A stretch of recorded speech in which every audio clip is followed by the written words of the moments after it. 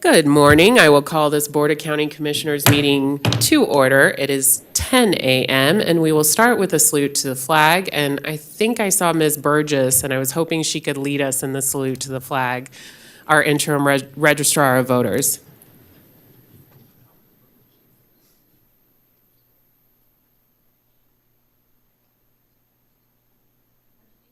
To the flag of the United States of America and to the republic for which it stands, one nation, under God, indivisible, with liberty and justice for all. Thank you very much. We'll now move on to our roll call. Madam Clerk. Alexis Hill, Chair. Here. Jean Herman, Vice Chair. Here. Mike Clark. Present. Mari Luz Garcia. Here. Commissioner Andreola. Present. Assistant County Manager Dave Solero. Here. Our District Attorney today is Mary Canderas. And I'm Jan Gallison, your County Clerk. Madam, you have a quorum. Thank you very much, Madam Clerk. We'll now move into item 3, public comment. Mr. Solero. Item number 3 is your public comment. Comment heard under this item will be limited to 3 minutes per person and may pertain to matters both on and off the commission agenda. The commission will also hear public comment during individual action items with comment limited to 3 minutes per person, and comments are to be made to the commission as a whole. Thank you very much, Madam Clerk. First up, we have Janet Butcher, followed by Bill Miller.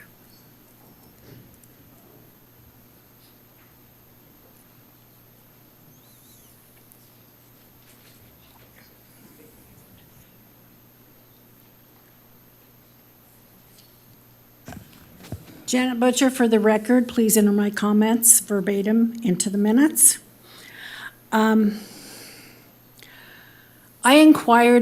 I voted on election day on the machine, and typically in the past, we know pretty quick. I mean, if you can count them by hand and you can know immediately, you vote on a machine and you don't know whether I voted or not. I can't tell if I voted or not. It's not there. It's kind of, I did inquire about it. I was told that it will show up after the canvassing. Is that kind of like shutting the gate after the cattle have gotten out? How can I say anything about it if I don't know if it was counted? What happened? Did the little thing that my vote showed up on, was it lost somewhere? What was happening?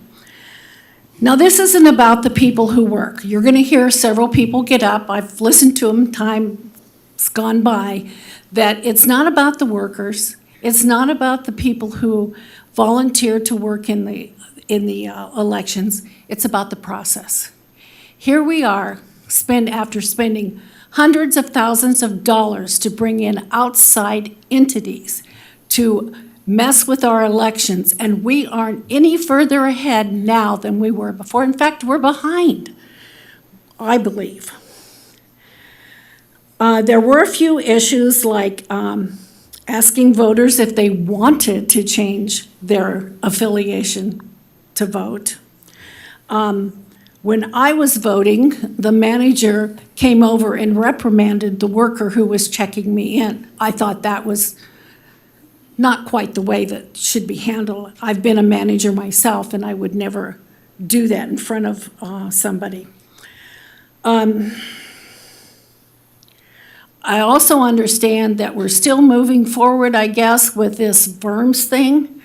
This is not the year to do it. This is an election year for a president. It was slated to go in 2026. You can't take 10 pounds and put it in a 5-pound bag. It's not going to work. We need to take a step back. We need to tell the Secretary of State to stop this nonsense. And the county needs to get this under control, that if we are not getting any further ahead than we were 4 years ago, what a waste. Thank you. Thank you. Bill Miller, followed by Pablo Duran.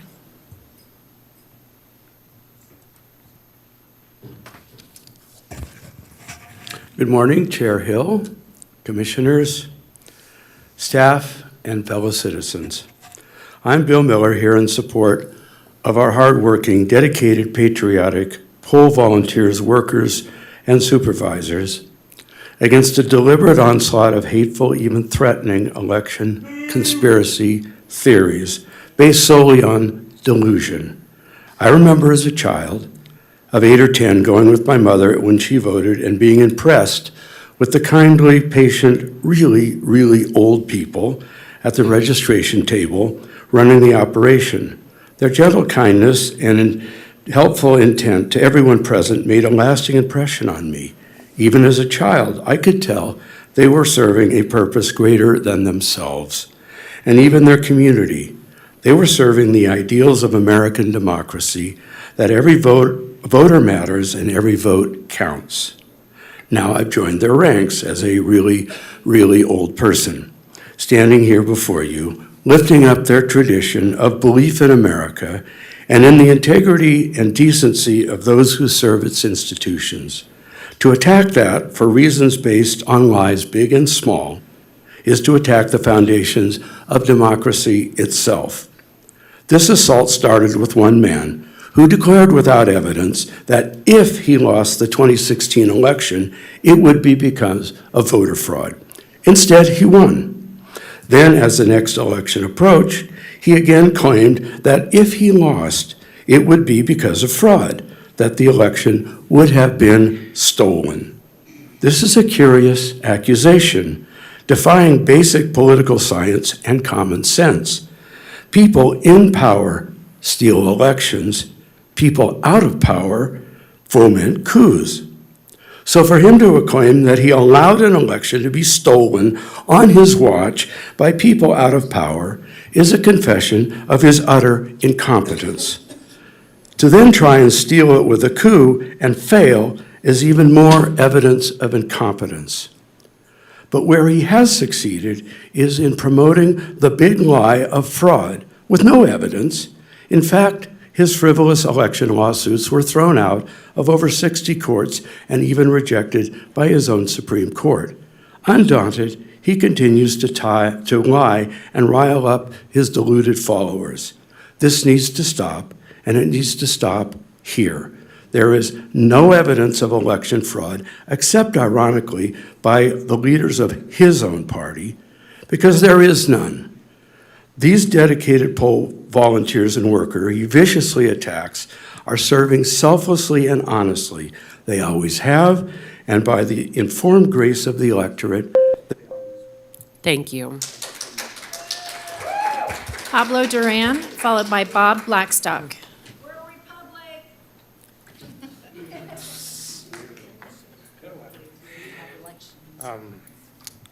Here we go. So, hello guys, my name is Pablo Duran, and I want to congratulate Carla Atuada for winning a primary election.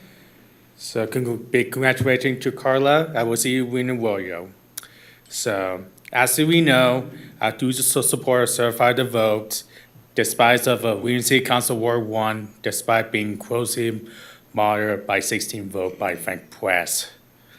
So the people over there who support the certified the vote, they think that their candidate, a back candidate, lost.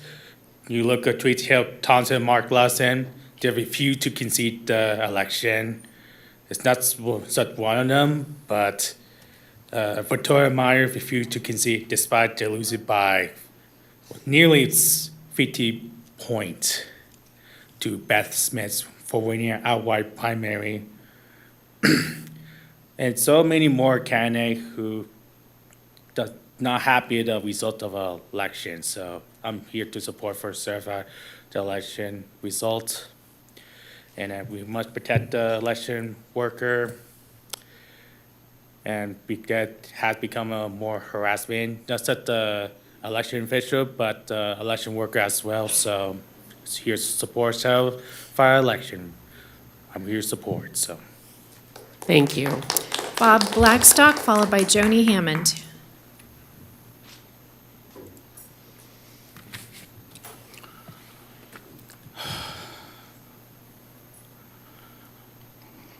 Good morning, Madam Chair and fellow commissioners. My name is Bob Blackstock. I will give my talk here in 3 sections. The first provides my background, the second presents the work I did to ascertain the voting system here in Washoe County, and I will conclude with my support to my appeal to the commission to certify the vote of this past election. So let me begin. My wife and I have lived in West Reno for the last 4 years, having come here for decades to visit her family. Her roots reach back over 100 years here in Nevada. Their relatives spent their careers in the mining and gaming industries. I was born in Oklahoma and essentially grew up on my father's cattle ranch. At 5 square miles, it was one of the biggest in the area. As for my professional career, I'm an engineer, a businessman, inventor, and former venture capitalist. I'm currently a business owner. That business uses the patents I created. I'm a co-founder, board member, and chief technology officer of that company. We have customers in the U.S. as well as internationally. Along my career path, I worked for a very successful and very Republican businessman in Southern California. He was closely involved in getting the Ronald Reagan Library to be built in Simi Valley.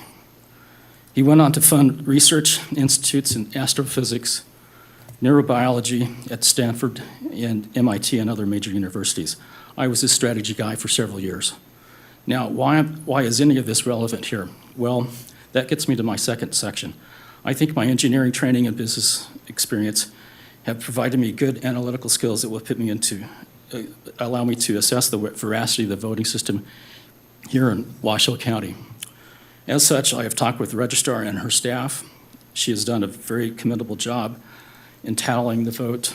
So thank you, Carrie Ann Burgess, for your superb professional work. Here in Washoe County, Are you Richard I have been a Steinberg? poll worker, a poll watcher, and vote count observer. As part of my self-assigned investigation, I have been to the polling stations at Pyramid Lake, Incline Village, and several others. In this election, I made a point of voting at the Reno Sparks Indian Colony. I talked with the election staff there and asked them several questions about the election process. I am satisfied they conducted an honest and very well-run polling station. Now for my third and last section. In sum, I am confident that the results provided by the registrar accurately reflect the will of the voters in this election. There are several people in the audience who are here who want the commission to vote to certify the results of this election. I would like them to stand so you can see who they are. Finally, please vote yes to approve the canvass of the vote for the 2024 election. Thank you. Thank you. Joni Hammond, followed by Derek Schock.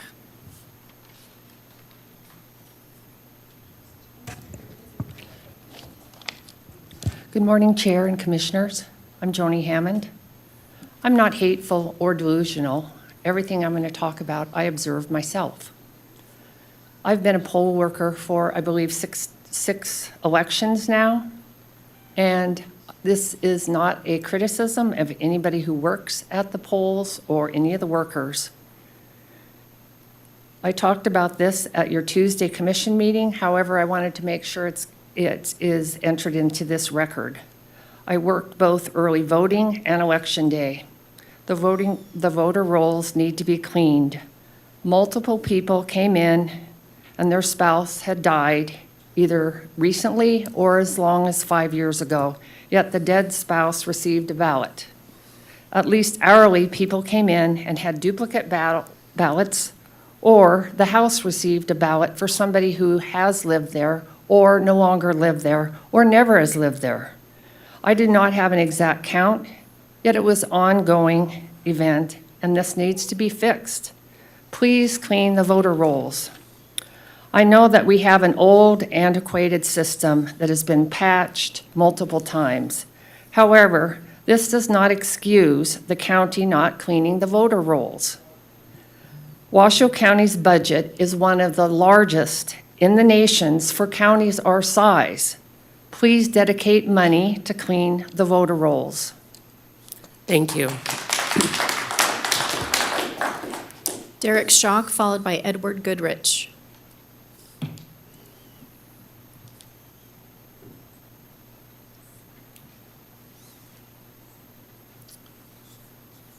Okay, thank you.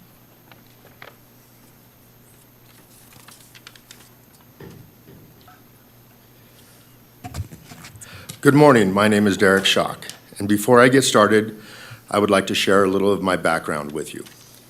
I am a Washoe County resident, a husband, father, and grandfather. I served in the United States Marine Corps, earning a combat action ribbon during the Persian Gulf War. For the last 20 years, I have been a member of the Veterans of Foreign Wars, serving as both post commander and district commander, earning All-American status for both. Hosting in 2015, I was the post commander that had the honor of hosting former Secretary of State Hillary Clinton during her campaign for president. During that time, I received numerous calls from all over the country, some praising our decision for allowing Secretary Clinton to come, and just as many, if not more, condemning it. I had to explain to many people that the VFW is an apolitical organization and welcomes any politician that wishes to come and address veterans' issues regardless of political affiliation. I believe then, as I do believe now, that the oath I took when I joined the Marine Corps, which I believe is very similar to the oath each of you took when you were elected.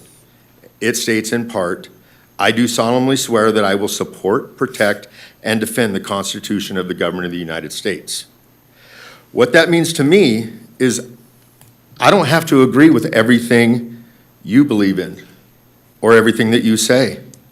But what I will do until my dying breath is I will defend your right as an American to believe what you believe and say what you want to say, even if it offends me personally.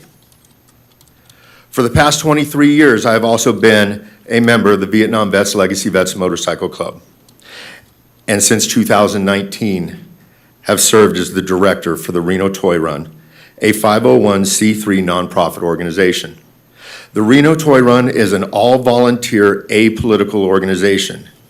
I am proud of the diversity the member volunteers consist of, as they come from every walk of life, race, religion, ethnicity, sexual orientation, and political affiliation. Our mission is to provide support to local families during Christmas season, along with supporting numerous local nonprofits. Since its inception as a nonprofit, the Reno Toy Run has donated over $355,000 to the local community, along with providing over 50,000 toys, helping in excess of over 10,000 families in northern Nevada. I am proud of the work the Reno Toy Run has done and will continue to do in the years to come, and I will work very hard to make this event even bigger. I encourage any member of the board or the general public that wishes to speak with me personally regarding the Reno Toy Run, please. Thank you. Edward Goodrich, followed by Troy Regis.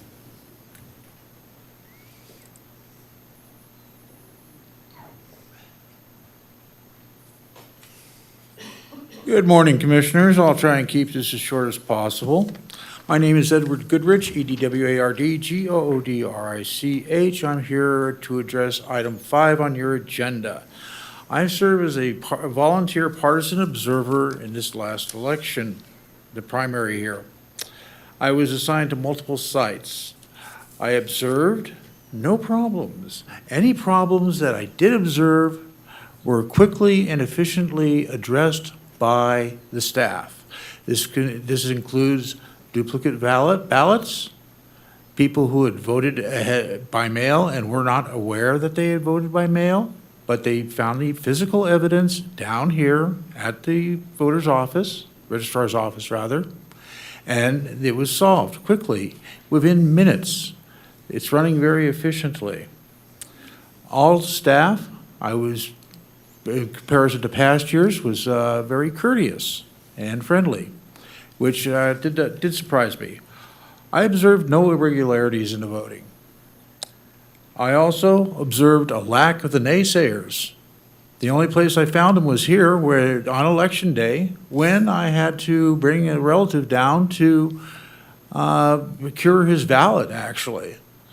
And so with that, I would encourage the board to confirm the canvass on item 5. Thank you. Thank you. Troy Regis, followed by Eric LaRude.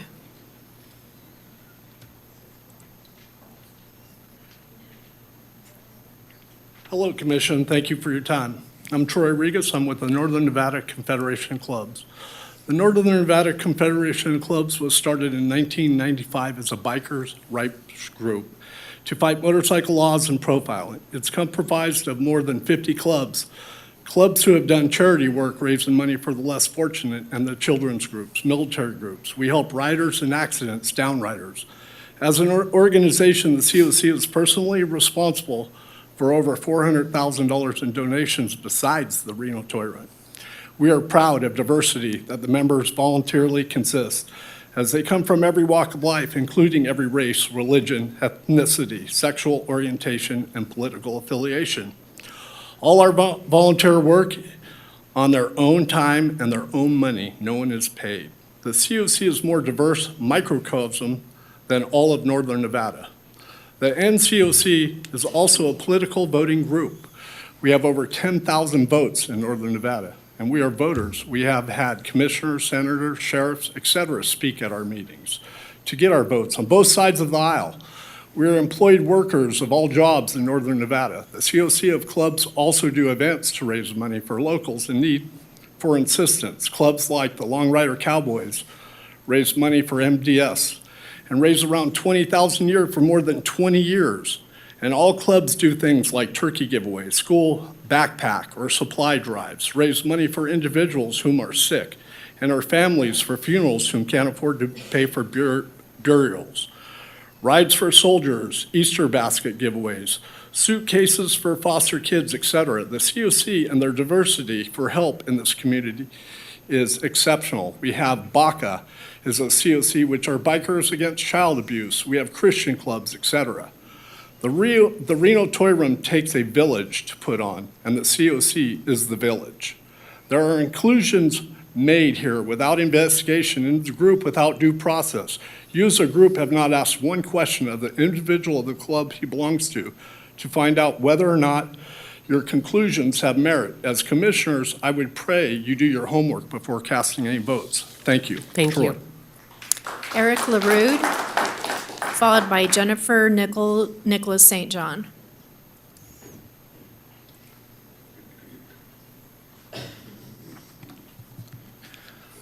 Good morning, Commissioners. My name is Eric LaRude, and I'm a longtime Washoe County resident. I'm here today to ask you to please certify the results. There does not appear to be any factual basis to contest the results. There does not appear to be any legal basis to contest the results. Just because you do not like the results is not a basis to not certify the results. Just because the candidates who you wanted to win did not win is not a basis to not certify the results. Anyone's conjecture or speculation or conspiracy theories is not a basis to not certify the results. By not certifying the results, you are telling everyone who voted that their votes do not count, that their voting does not matter. It actually may be a violation of federal or state law for a county commissioner to not certify valid election results. If you are not going to certify the results today, please share with us why. Give us a good explanation why you're not going to certify the results. Please be honest with us about it. As you should know, and I would think you do know, there is a concerted effort by right-wing extremists to disrupt how our federal, state, and local governments operate and to blow up our democracy in the United States. Excuse me, That effort is excuse me, happening. can you stop, please? And can Stop you the stop the timer. time, please? Point of order. Everybody's going to hear things that they don't like today, things that they do agree with, so I'm going to ask not to interrupt people speaking. Thank you. Thank you. Thank you. That effort is happening across our country, and that effort is happening in Washoe County. One page in their playbook is to get officials who are involved with the election process to not certify valid election results, even when there is no basis to do that. So if you're not going to certify results today, please tell us the real reason if you're maybe a part of that effort. Are you aware of Project 2025? Do you support Project 2025? Is that a reason why you are not going to certify the results? You took an oath when you became a commissioner. What was that oath? That oath was not to serve a minority of people who have extreme right-wing views and only want to disrupt and blow up our government process. Please honor your oath. Please act in the best interests of the majority of our diverse Washoe County residents, doing the best that you can for the greatest number of our citizens in our community. Please certify the results. And if you cannot do that, then you should consider not continuing to serve as a Washoe County Commissioner. Thank you. Thank you. Nicholas Jennifer St. John, followed by Drew Rubar.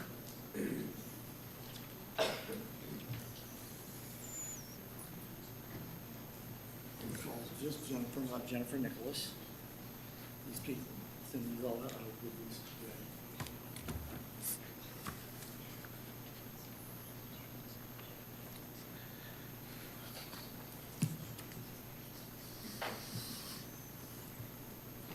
Go ahead.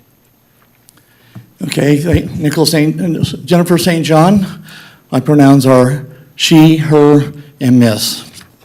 What you see before you is the culmination of downloading the Secretary of State's database every day since June 10th, the day before election, and every day since. What you will notice is on the far right corner, right here, you will see that 87.36% of all eligible voters in Washoe County voted in the primary according to the Secretary of State's database. I don't know if you find that interesting or alarming, because we know that that statistic is about 19 or 20%.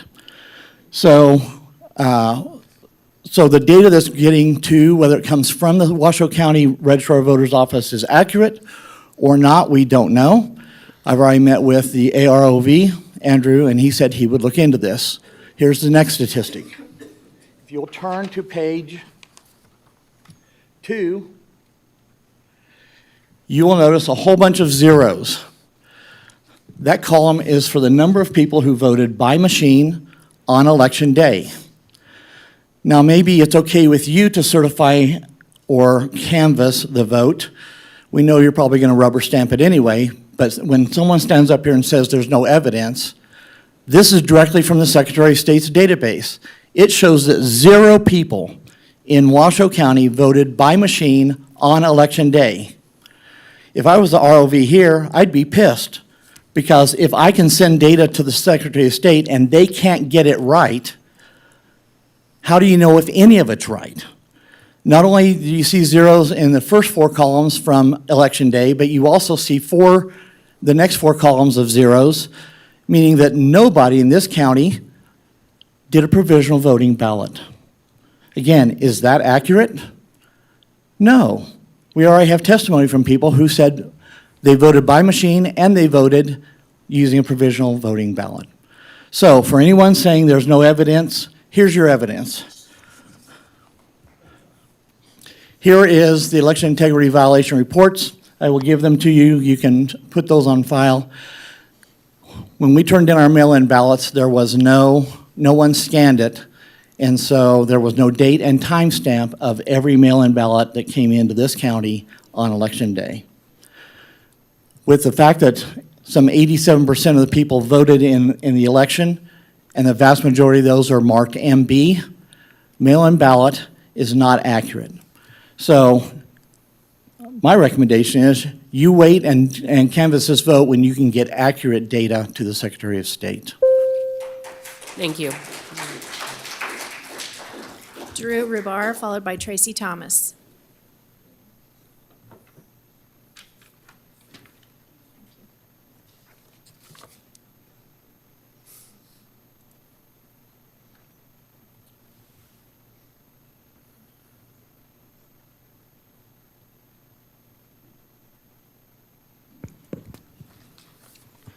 Good morning. My name is Drew Rebar.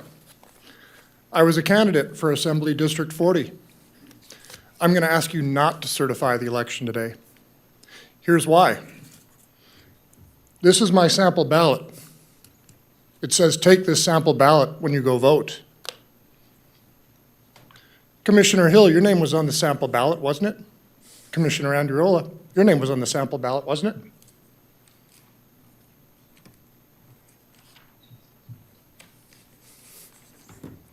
So, I'm a Republican. This is for the Republican offices. Right here, Republican. My name for Assembly District 40 should have been on this ballot. It was not. You guys left me at a huge disadvantage against a 10-year-plus incumbent in the Nevada Assembly that's the minority leader. Huge name recognition, huge. I've got no name recognition. Elections are about, number one, name recognition, getting that person to check that ballot. Number two, policy. I can't get my policy out there because people can't research my name on their sample ballots. But hey, it gets even worse. Not only did you just leave my name off of it so that I couldn't have any name recognition, but let's look at Assembly District 27. Assembly District 27 had a Republican running. Why did Washoe County put the Democrat's name on the Republican sample ballot? How the heck did that happen? You're giving the Democrats name recognition going into the general election, where you didn't give the Republican any name recognition on the sample ballot. I would say that you should not, cannot certify. You need to redo this thing. This is wrong. Now, number two, let me get away from this. Don't certify this, because you also been playing political games. If you look at my shirt, I've been donating to the toy run for years and years and years and years. Commissioner Clark, thank you for donating to the toy run. This is not political. Why are you trying to make it political? It's about helping kids. Let's help kids. Let's not make it political. Let's help the people. Stop playing politics and just do good policy. That's all that I would ask you. The third thing I'm going to touch on is I've been trespassed from the libraries in Washoe County for the next year. Why? Because I take cameras and go record them. I've threatened a lawsuit. Miss District Attorney, pattern and practice. Pattern and practice. Look into it. Have a nice. Thank you. Tracy Thomas, followed by Penny Brock.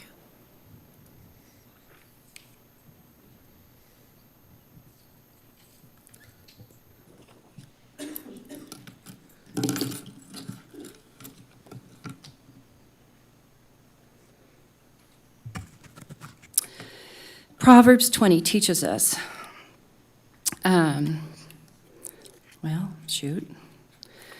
diverse weights and diverse measures, they are both alike an abomination to the Lord.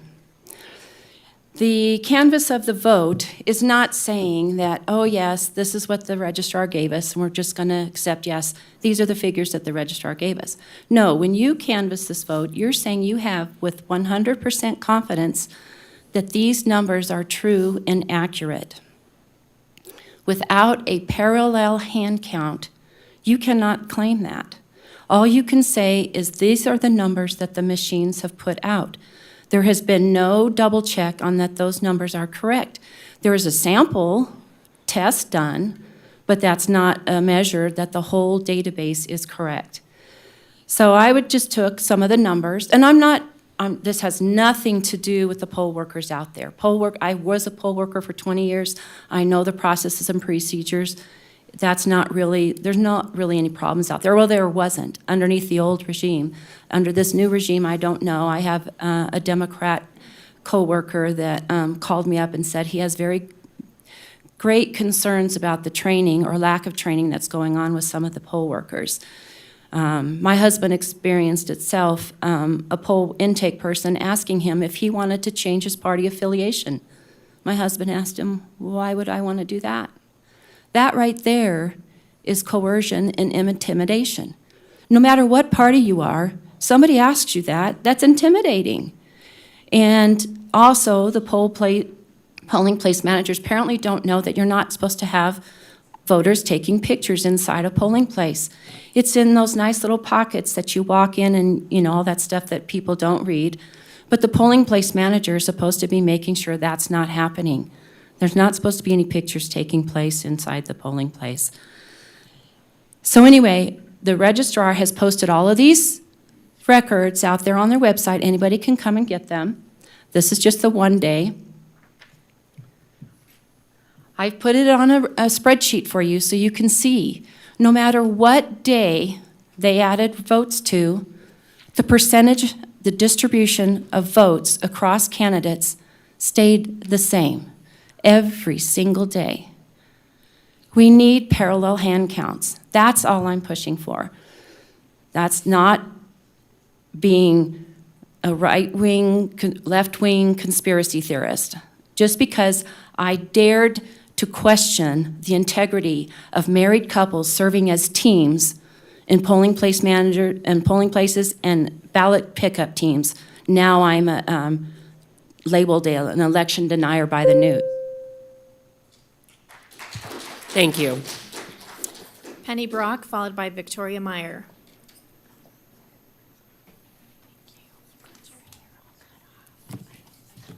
Penny Brock for the record. I'm not an election denier. I am an American that believes in fair, honest, secure, legal, and transparent elections. In Washoe County, we do not have that. We have all kinds of legal evidence as well as other evidence. I would ask the county commissioners not to approve or certify this election. Our election is based on, the foundation is voter cleanup, voter roll cleanup. We did not get that. How do we know? We know that because Public Interest Legal Foundation has filed a lawsuit. Kraus, PLIF versus Carrie Ann Burgess. There was a press release sent out on May 20th. This is to address the voter roll in Washoe County to include the Nevada Gaming Control Board, liquor stores, parking lots, and tattoo parlors. The Public Interest Legal Foundation filed a petition for mandibus to force Washoe County, Nevada election officials to investigate and fix commercial addresses on the voter rolls.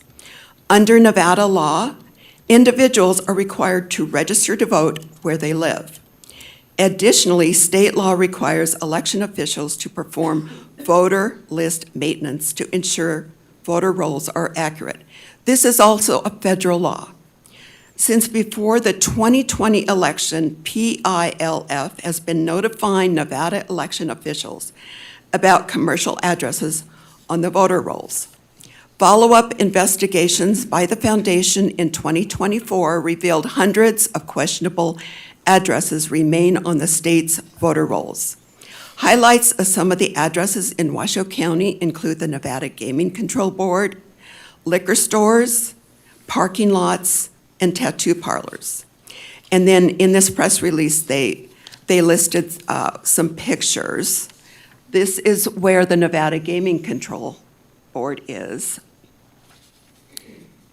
Nevada's policy of automatically mailing a ballot to every active registered voter makes it essential that election officials have accurate voter rolls and are not mailing ballots to addresses where no one lives.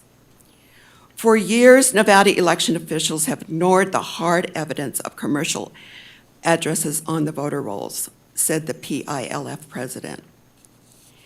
So therefore, based on this alone, it is enough to give the commissioners evidence that you should not certify this election because the voter rolls were not cleaned. Thank you. Victoria Meyer, followed by Fred Meyer.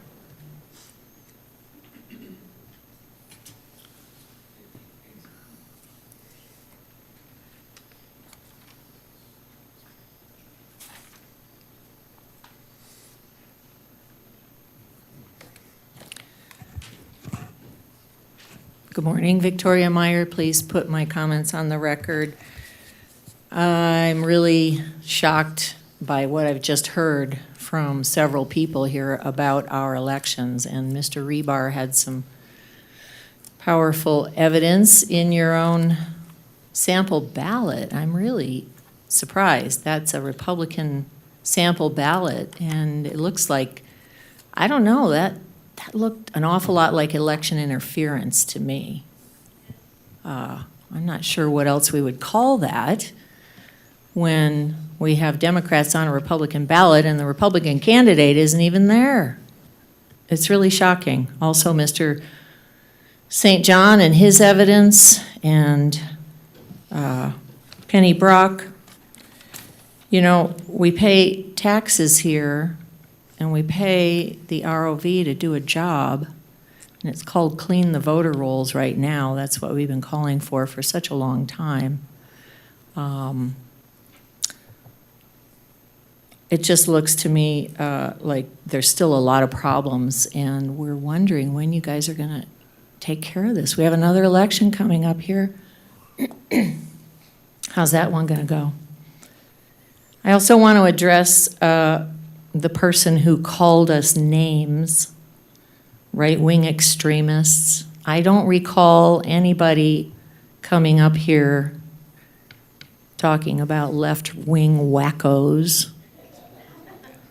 over the years that we've been coming here. Don't appreciate that kind of tone toward people who are just concerned about our country today and our county and what's been going on, and the deterioration of our schools, the deterioration of our libraries and our public spaces, the deterioration of our elections. What are you going to do, Alexis Hill? What are you guys going to do about this? My husband was at the library the other day, last Saturday, and was told he had to move back to the, quote, free speech corner in the parking lot outside of North Hills Library. I've never heard of such a thing.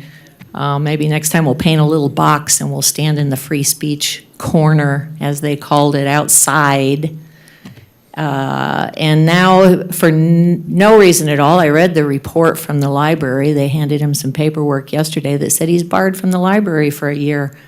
And there's really nothing in it. It says some other guy said this and some other guy said that, and poor Fred didn't say anything, really, and yet he's banned from the library for a year. When is this nonsense going to stop? We're not going to give up. It's America. Thank you. Fred Meyer, followed by Buddy Miller.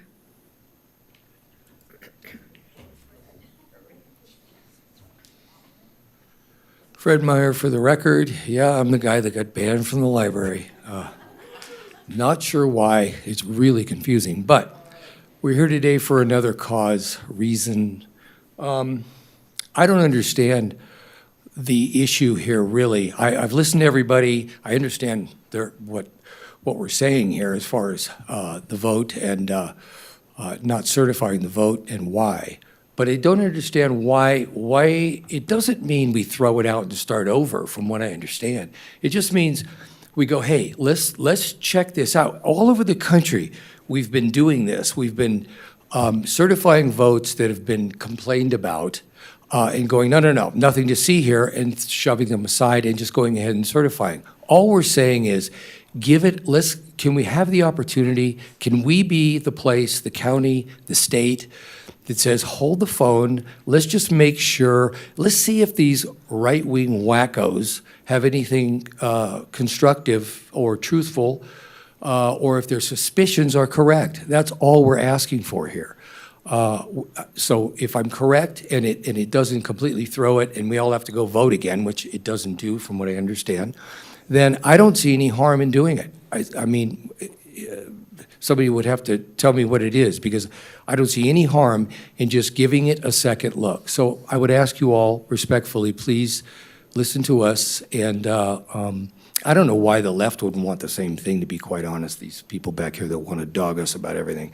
Why wouldn't they want the same thing? What are they afraid of? Why wouldn't you just do it?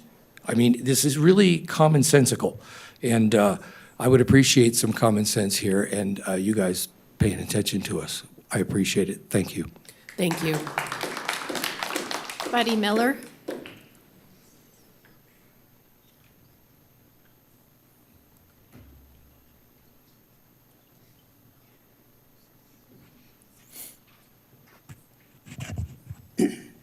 Good morning, Commissioners and staff.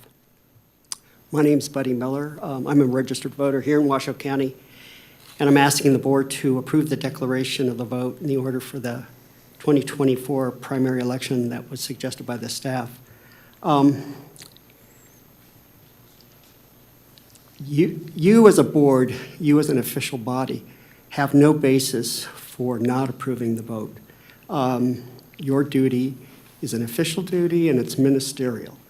And there's no reason why you cannot approve the vote. If one of the aggrieved candidates has an issue about the voting, and then the aggrieved candidate can ask for a recount, or they can file for an election contest. But you as commissioners don't have a basis for rejecting the canvass or refusing to certify the results. You may not like the outcome, as one of my colleagues said earlier, but nevertheless, it's your duty to certify the canvass of the vote.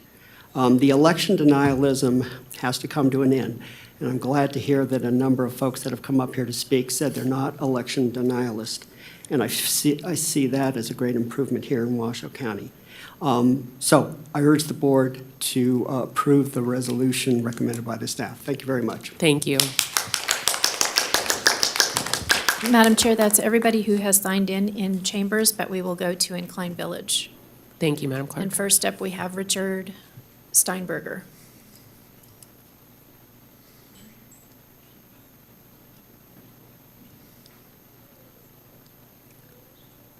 The library looks like it's muted, so I think they need to unmute themselves.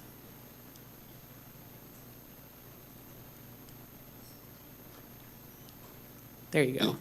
Is that better? Yes, I can hear you now.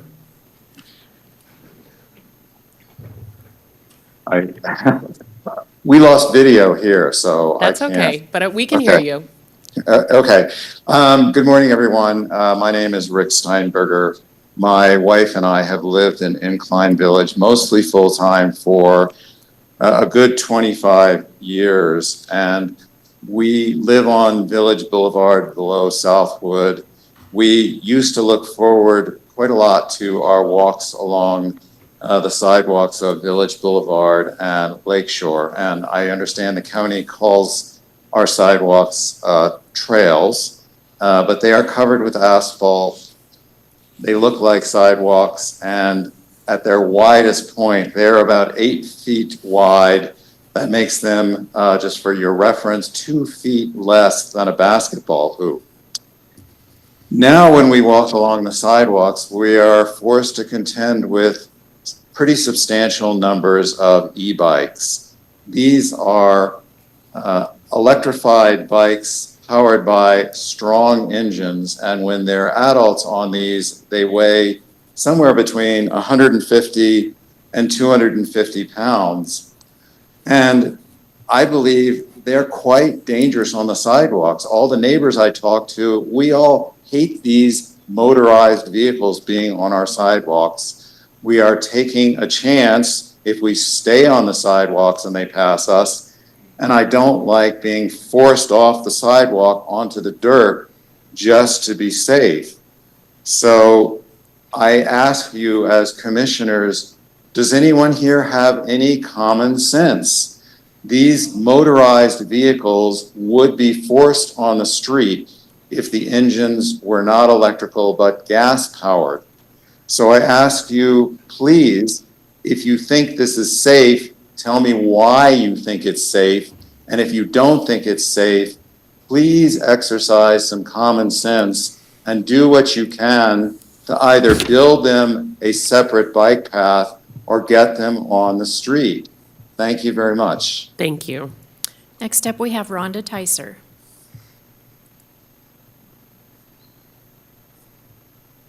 Can you hear me? Yes, we can. Okay, thank you. I'm Rhonda Tyser. I have voted in all elections since becoming an Incline Village resident 34 years ago. I do not recall experiencing errors in the voting process, but this year I experienced two major errors. The first error is that I received my sample ballot booklet, but did not receive my mail-in ballot. Indeed, checking the website online, it indicated my mail-in ballot had been mailed in late April and had not yet been returned. I waited hoping it was just a typical post office delay, but the mail-in ballot never arrived. So where did my mail-in ballot go? The second problem was that when I read the sample ballot online, which I printed out, I realized it did not match the sample ballot that came in my sample ballot booklet. The sample ballot booklet listed candidates for District 27, Savage and Sullivan. But online, the sample ballot listed two candidates for District 26, Goulding and Velto. Why was this a problem? Because based on the sample ballot booklet, I had studied up on District 27 candidates, Goulding and Velto. Only after finding the error did I study up on District 26 candidates, Savage and Sullivan. If I had not noticed the error, I would have encountered the same problem when I went to vote, as did my husband. You see, he also did not receive his mail-in ballot, and he also received a sample ballot booklet with candidates for District 27 instead of District 26. So when he took his list of candidates to vote early, District 27 candidates were not listed on his ballot. And because he hadn't studied District 26 candidates, whose names he did not recognize, he didn't vote for either one. I suspect he was not the only voter who encountered this problem, and the incorrect printing of the sample ballot booklet has undoubtedly resulted in voter suppression of District 26 candidates. As far as our missing mail-in ballots, we can only speculate whether they went missing accidentally.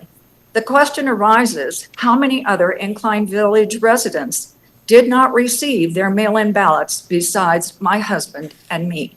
Thank you. Thank you. There's nobody else signed in Incline. Thank you, Madam Clerk. Per our agenda, we will start the rest of the meeting at 11 o'clock and take a short break. I will see everyone at 11 o'clock. Thank you.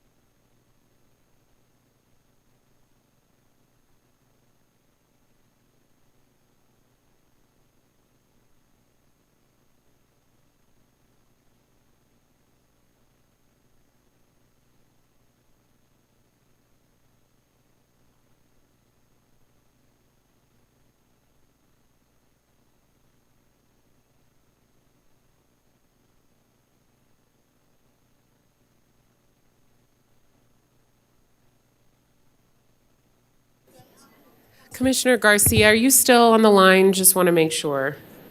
Yes, I'm here. Okay, thank you so much. With that, I'm going to call the Board of County Commissioners meeting back to order. We will now move into item 4, Mr. Solero. Item number 4 are Commissioners, County Managers' announcements, reports, and updates to include boards and commission updates, requests for information on topics for future agendas, and I have nothing for you today. Okay, thank you very much.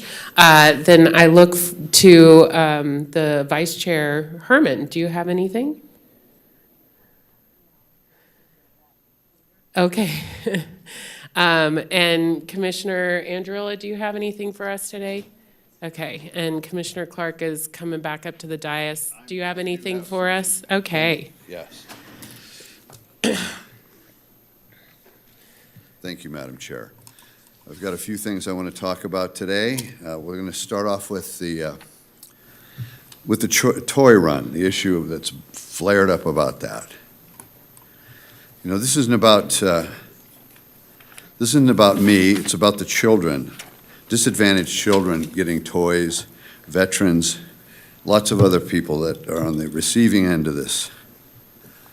This county, not only the county, but the city of Reno, the city of Sparks, have an ongoing smear campaign against me. The children are going to be collateral damage. To try and embarrass me, this county has attacked my donation to Reno Toy Run and asked that I rescind my discretionary funds, and I refuse to do that. This is to help children that can't have Christmas, that don't have the funds to have Christmas.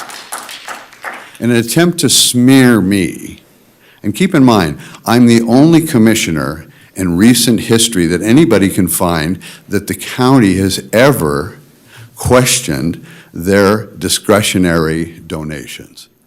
Go back in history, fact check that, see who else they've called out by name and asked me to rescind the money going to children. Unbelievable.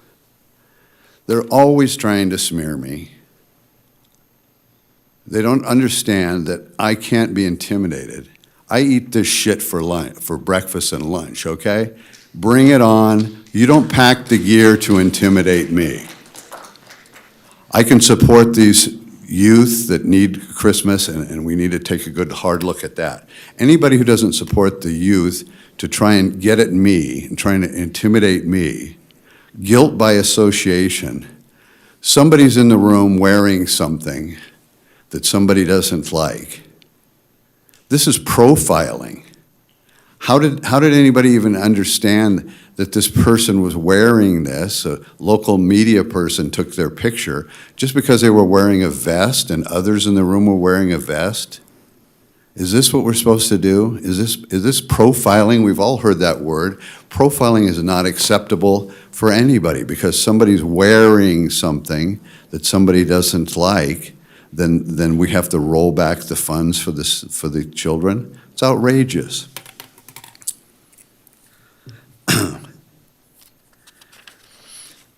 You know, we've got some election deniers around here. Some of the election deniers are sitting on this dais. They're denying that I won the election. These people don't believe that I got elected. They accuse me of being an election denier. I've been elected in 6 different elections, 3 primaries and 3 generals. How would I ever say that I'm an election denier? That would be ridiculous. But yet these people don't want to admit that I'm up here on the dais and have the same right that they do. They continue to want to try and smear me, bully me, bring it on, just bring it on. You know, I'm not afraid of anything that you folks have got. I've proven that I can take everything this county can dish out. The question is, can you take what I can dish out? So just keep bringing it and we'll keep talking about it. I've got an article today that I'm going to pass out, put it on public record. It's in Pecan Media, kind of explaining what took place. So I'm going to give that to the other commissioners, and I give it to the clerk, and it'll be in public record. So you get a chance to read that and see what exactly is happening here. So they want to call me out in the media. They want to have interviews. The media doesn't have the the nerve to get me on camera and allow me to speak for myself. I get called and somebody broadsides me with a question, or am I going to give the money, am I going to ask for the money to be rescinded? And the answer is no. You know, these people have worked hard for years and years and years to support children and disadvantaged people in our community. This county, in the last several days, have brought more shame to that organization than they've ever had in the history of that organization. How dare you? I'm asking every person in this county to help make this the biggest toy drive in the history of the toy drives. And for those of you who have the opportunity, please donate and make sure that disadvantaged children have an opportunity to have Christmas, and thank the hardworking, non-paid staff from those groups. How dare you try and smear me and hurt kids? You know, I had a conversation with Ed Lawson not too long ago, the mayor of Sparks, and I'm going to ask you the same question. What side of humanity are you on? Do you want to help children, or do you want to try and beat up on me? So that's my first part of the comment. Secondly, I want to talk about this election. I think that the folks that want us to certify this, I think they're right on so many points. We have hardworking staff. Everything seems to work fine. Every reason we should endorse this particular election and sign off on it and certify this election. But the real point is, I think we can both be right, and don't take my words for it. The Reno Gazette-Journal, in an article recently, said that over 25,000 ballots were returned. They had wrong addresses, wrong people's names on it. That's the foundational basis of the whole election. You can work as hard as you want to work and do everything as perfect as you can, but if the foundation, the rolls, the voter rolls are incorrect, what have you done? You can get a musical instrument and practice it from now until the end of time, but if you don't have the right music, what difference does it make? The foundational basis of the whole voter register of voters is the voter rolls. I didn't get a ballot. I got the incorrect sample ballot. We've got candidates that were certified to run as office that their names didn't get on the ballot. How can you possibly justify that, folks that are for us to insisting that we certify this? Somebody said, well, tell us why you're not going to certify it, or tell us your thoughts about this. So I've got a real heartburn about the voter rolls. I've been saying this for years. For those of you who weren't here on Tuesday, I've got 3 different ballots coming to my house for the last 8 years. I brought it up to the Registrar of Voters 3 Registrar of Voters ago, 2 Registrar of Voters ago, this Registrar of Voters. The Secretary of State of this state met with their representatives, brought it up to the manager, brought it up to the elections groups, brought it up again and again and again, and I'm going to keep bringing it up like a broken record. Look at them, folks. I've turned them in. This person who gets the mail at my house because they get their bills and they're still a U.S. citizen, but they live in Australia. It's been reported he's taken himself off the voter rolls. The DMV keeps putting him back on the voter rolls. We've got 25,000 that the Reno Gazette, maybe the Reno Gazette-Journal's not telling the truth. Why don't you fact check them? Those are the 25,000 that they've reported. How many others got mailed to somebody's house and they said, hey, Eddie doesn't live here anymore, Mary doesn't live here anymore, and they just threw it in the trash? But at least 25,000 out of the registered voters in this county have sent it back. So how many really do we have problems with? Go back to the sample ballot. I've said this time and time again, the easiest way to fix the ballots, the easiest way to fix these sample ballots is to run these by the folks running for office. Everybody should sign off on this the way you get, if you go to a printer and get something printed, they give you a sample and you have to sign off for wedding invitations or whatever you might get from a printer. You have to sign off on it, otherwise you bought it. So that's taking place here. We've got a situation where you can give this to the candidates and let them sign off and avoid this confusion after the election, but before the certification. Mr. Rebar tells he's not on the sample ballots. Carmen Ortiz tells he's not on the sample ballot. People in the wrong parties, people's names are spelled wrong. And what about the financial repercussions of this? Who's paying, how much does it cost for 25,000 that we know of ballots to get printed and mailed and delivered? Who pays for that? In real life, the world I live in, the person who makes a mistake gets to eat that. Who's going to eat it here? Did anybody get a write-up on the county and any employees? And again, I'm not calling out the county employees. I think they do a good job.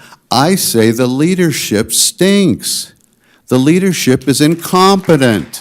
The leadership is deficient in getting the job done. This happens time and time and time again. This isn't the first time we've had this situation. This has been going on for the last 4 or 5 years. Every single election has ballots printed wrong, have to pay for them to be printed twice, go out, mail, on and on and on and on. Incompetent. In the real world, you'd be fired. In the real world, somebody get a write-up. So what's taking place? So folks come in and plead for us to certify this. Why don't you help us get this cleaned up?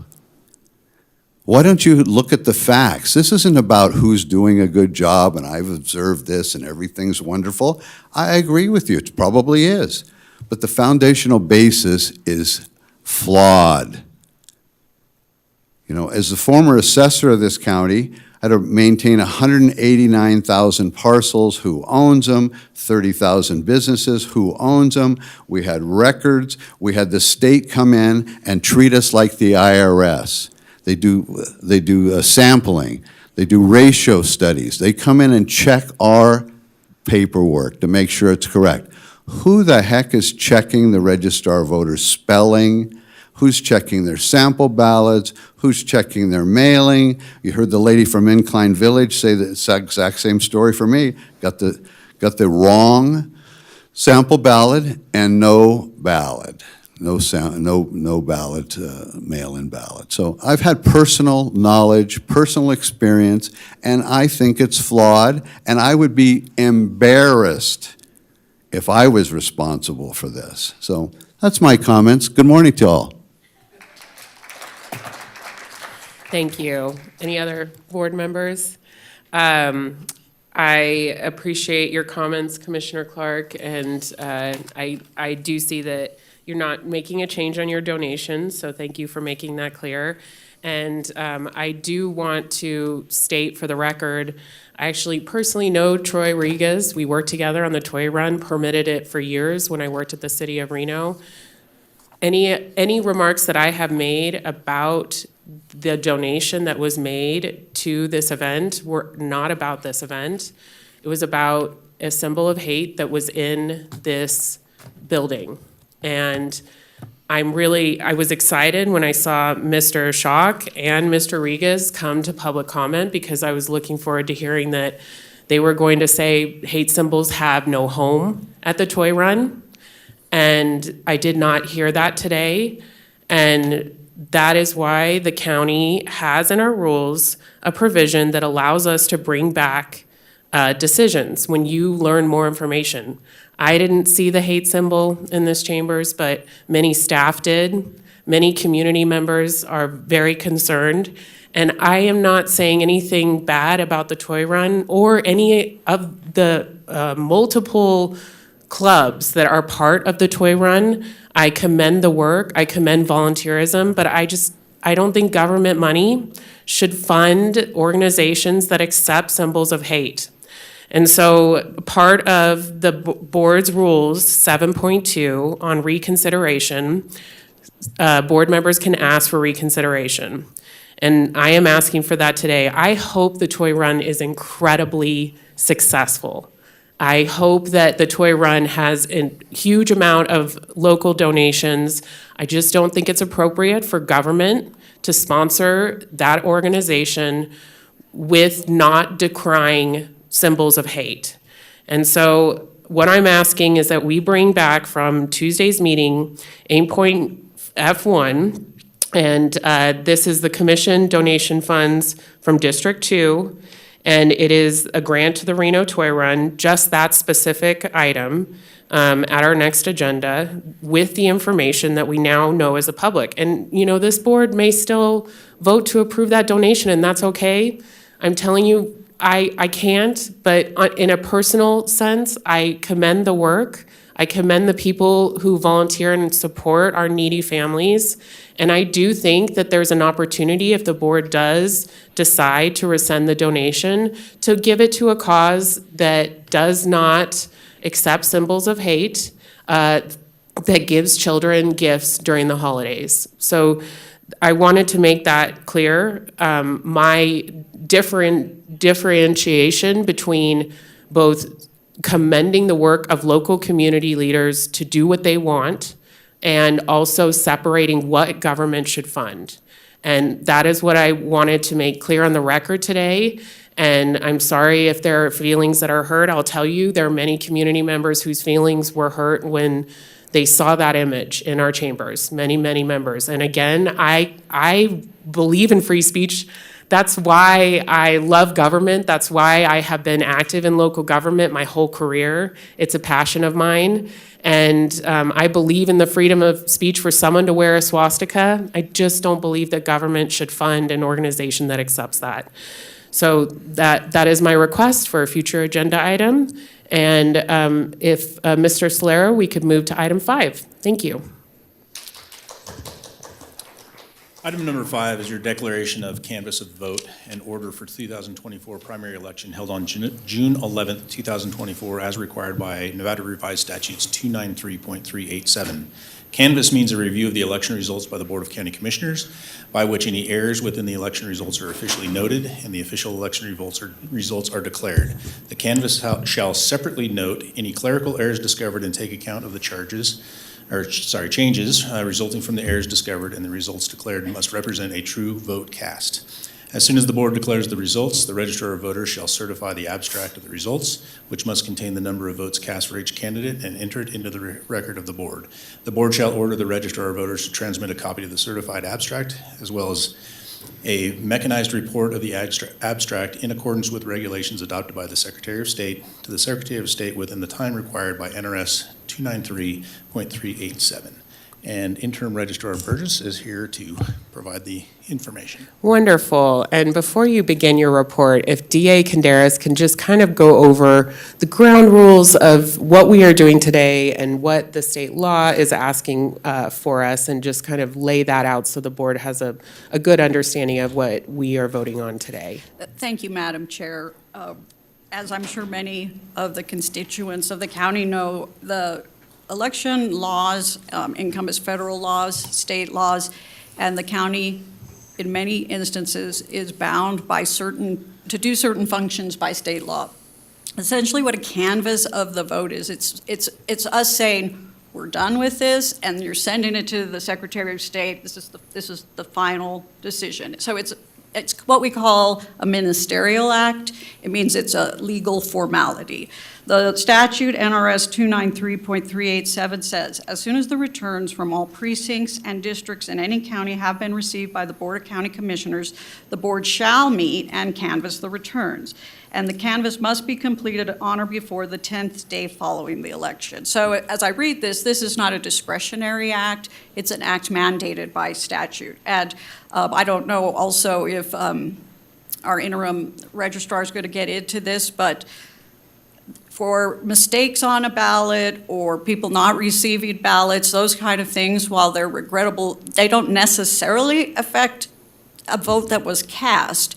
So you have to, there are mechanisms all throughout state law, federal law, to correct if there were incorrect votes made. And so that's one thing. And I think Commissioner Clark makes a great point when he says we should probably have the candidates proofread the sample ballot in the future and avoid those issues.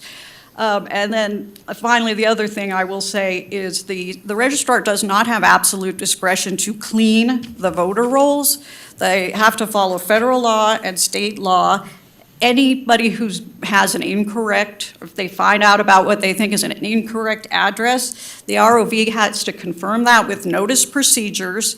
And so they send something out to the person. If the person doesn't respond, you can't even take them off the list until they have not voted in 2 elections. So that's a lot of that is federal law and state law, and so it's very difficult to just say this list is correct for 100% of the time. So anyway, I'm happy I have taken notes today on some of the issues that people brought up. Our office will be working with the registrar to troubleshoot these as we move into the general election. But, so I just wanted to let the board know that. Thank you. Thank you, DA Canderas, and please give us the report, interim Ms. Burgess. Thank you. Good morning, Madam Chair and fellow commissioners. I'm Carrie Ann Burgess, and I'm the interim registrar of voters. I'm before you this morning to canvass the election that took place on June 11th, 2024. I want to start by thanking all the selfless workers that have helped our office put on this election.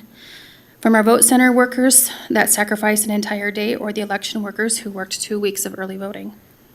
We have all put our lives on hold to administer this election. For the last couple of months, many of us have not seen our children, spouses, or furry families.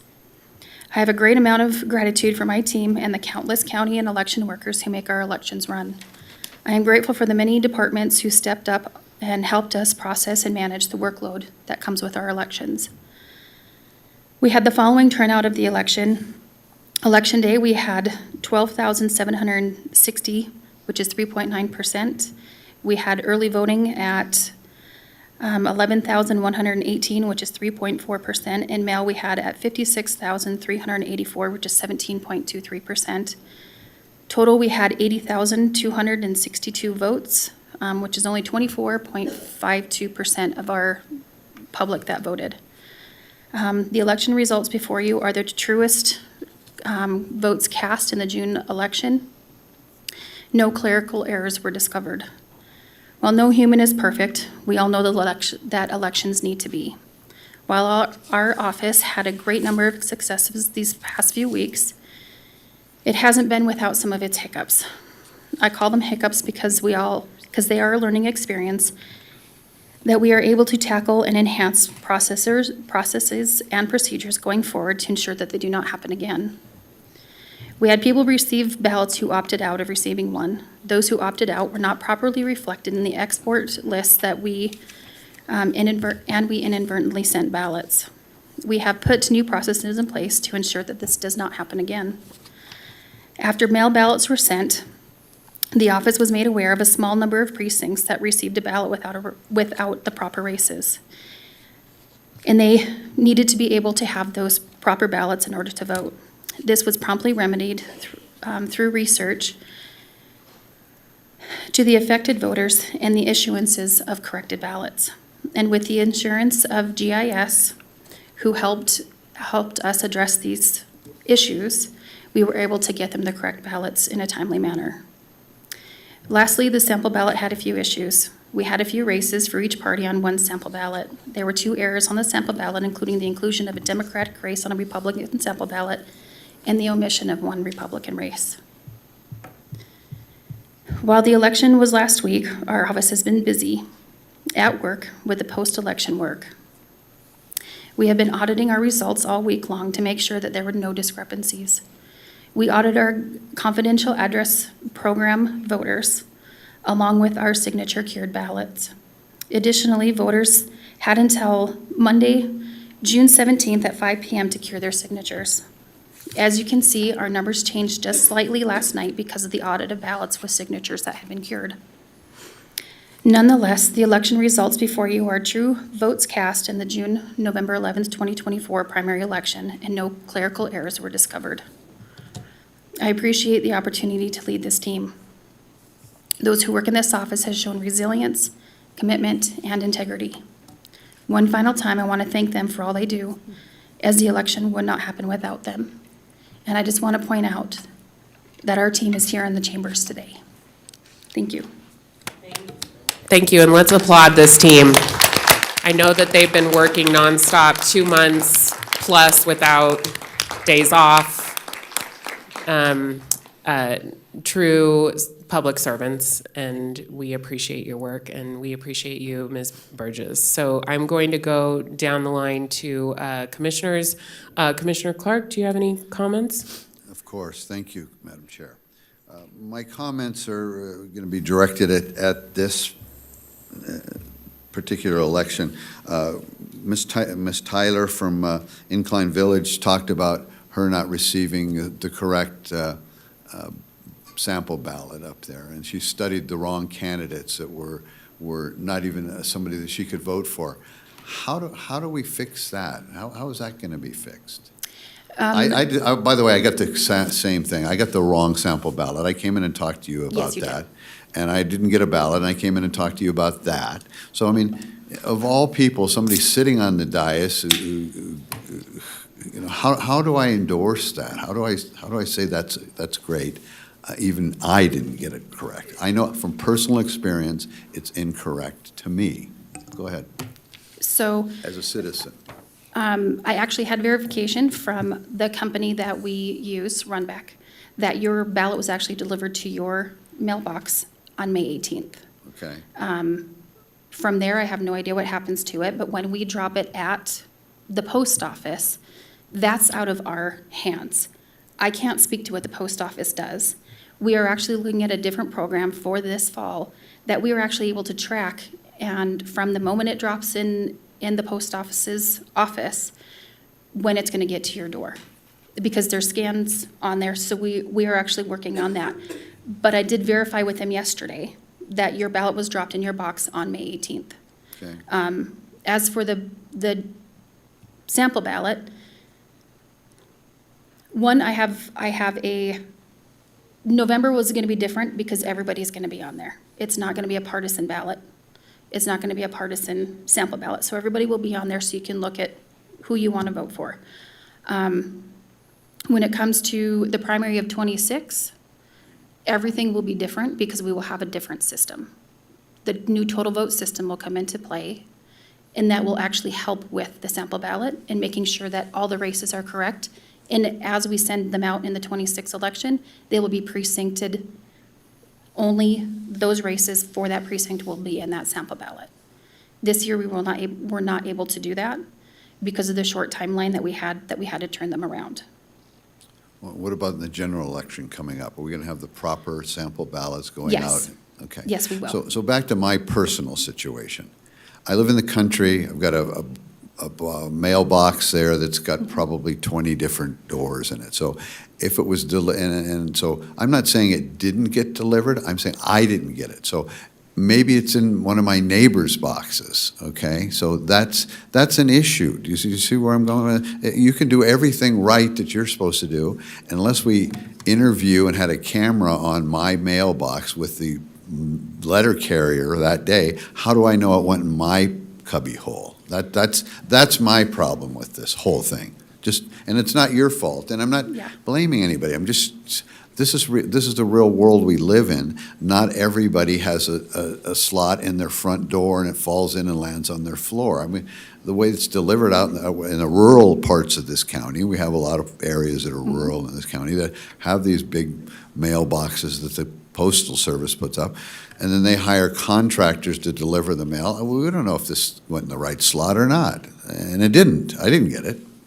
So that being said, I got some other questions. As far as cleaning up the rolls, and that's my big issue. I've never been an election denier. I don't care what kind of machines you use. I don't care what's going on unless the rolls are cleaned up. Mary Canderas was kind enough to explain a few things to us, but Carson City, not that far from here, 22, 23 miles down the street, he was elected about a year and a half ago, has got about 8,000 or 9,000, I don't know the exact number, of voters off of his rolls that are just cleaning up the rolls. So how many of those have you been able to clean up? And I know there's federal law and you can't do it before the primary and you can't, we've got a little window, don't we, between now and the general election where something can be addressed as far as cleaning up rolls. Is that a fact? Is that my information correct? Yes. Okay, and do you have a plan, and can you share that with us, what you're going to be doing Yes. to help clean up these rolls? Absolutely. We are sending what are called 8D2 cards from all of the ballots that were sent back. So anything that was undeliverable, we send out on an 8D2 card, is what is called as part of the NBRA, federal law. It's Chapter 8, Section D, subsection 2, is what these are. What we do is we send them out to everybody who had an undeliverable address. If that comes back, we are able to inactivate them at that point. We can't cancel them until they have not voted in 2 general elections, but we can inactivate them. From there, if they do get back to us and say, no, we moved to this address, we'll update their voter information. We also work with the ERIC program in multiple states throughout the country to make sure that we are getting anybody off who is registered in another state. When it comes to any of our voter rolls, we do absolute due diligence. We have until July 4th to get our 822 cards out. They're actually going to go out on Monday. So July 4th is 33 days before the 90-day cutoff, which is August 7th. So after August 7th, besides death, or if somebody comes in and says, we no longer live here, we do not vote in this place, please take us off the voter rolls, we can't change anything within those days after August 7th.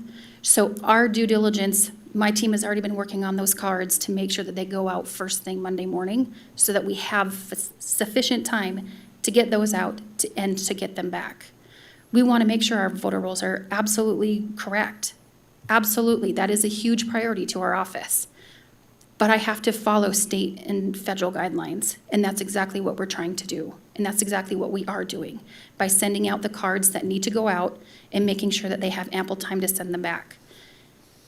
Now, with the gentleman that keeps getting mail at your home, because he keeps updating his driver's license to your location, which because he is out of the country, he has every right to do, its last known domicile.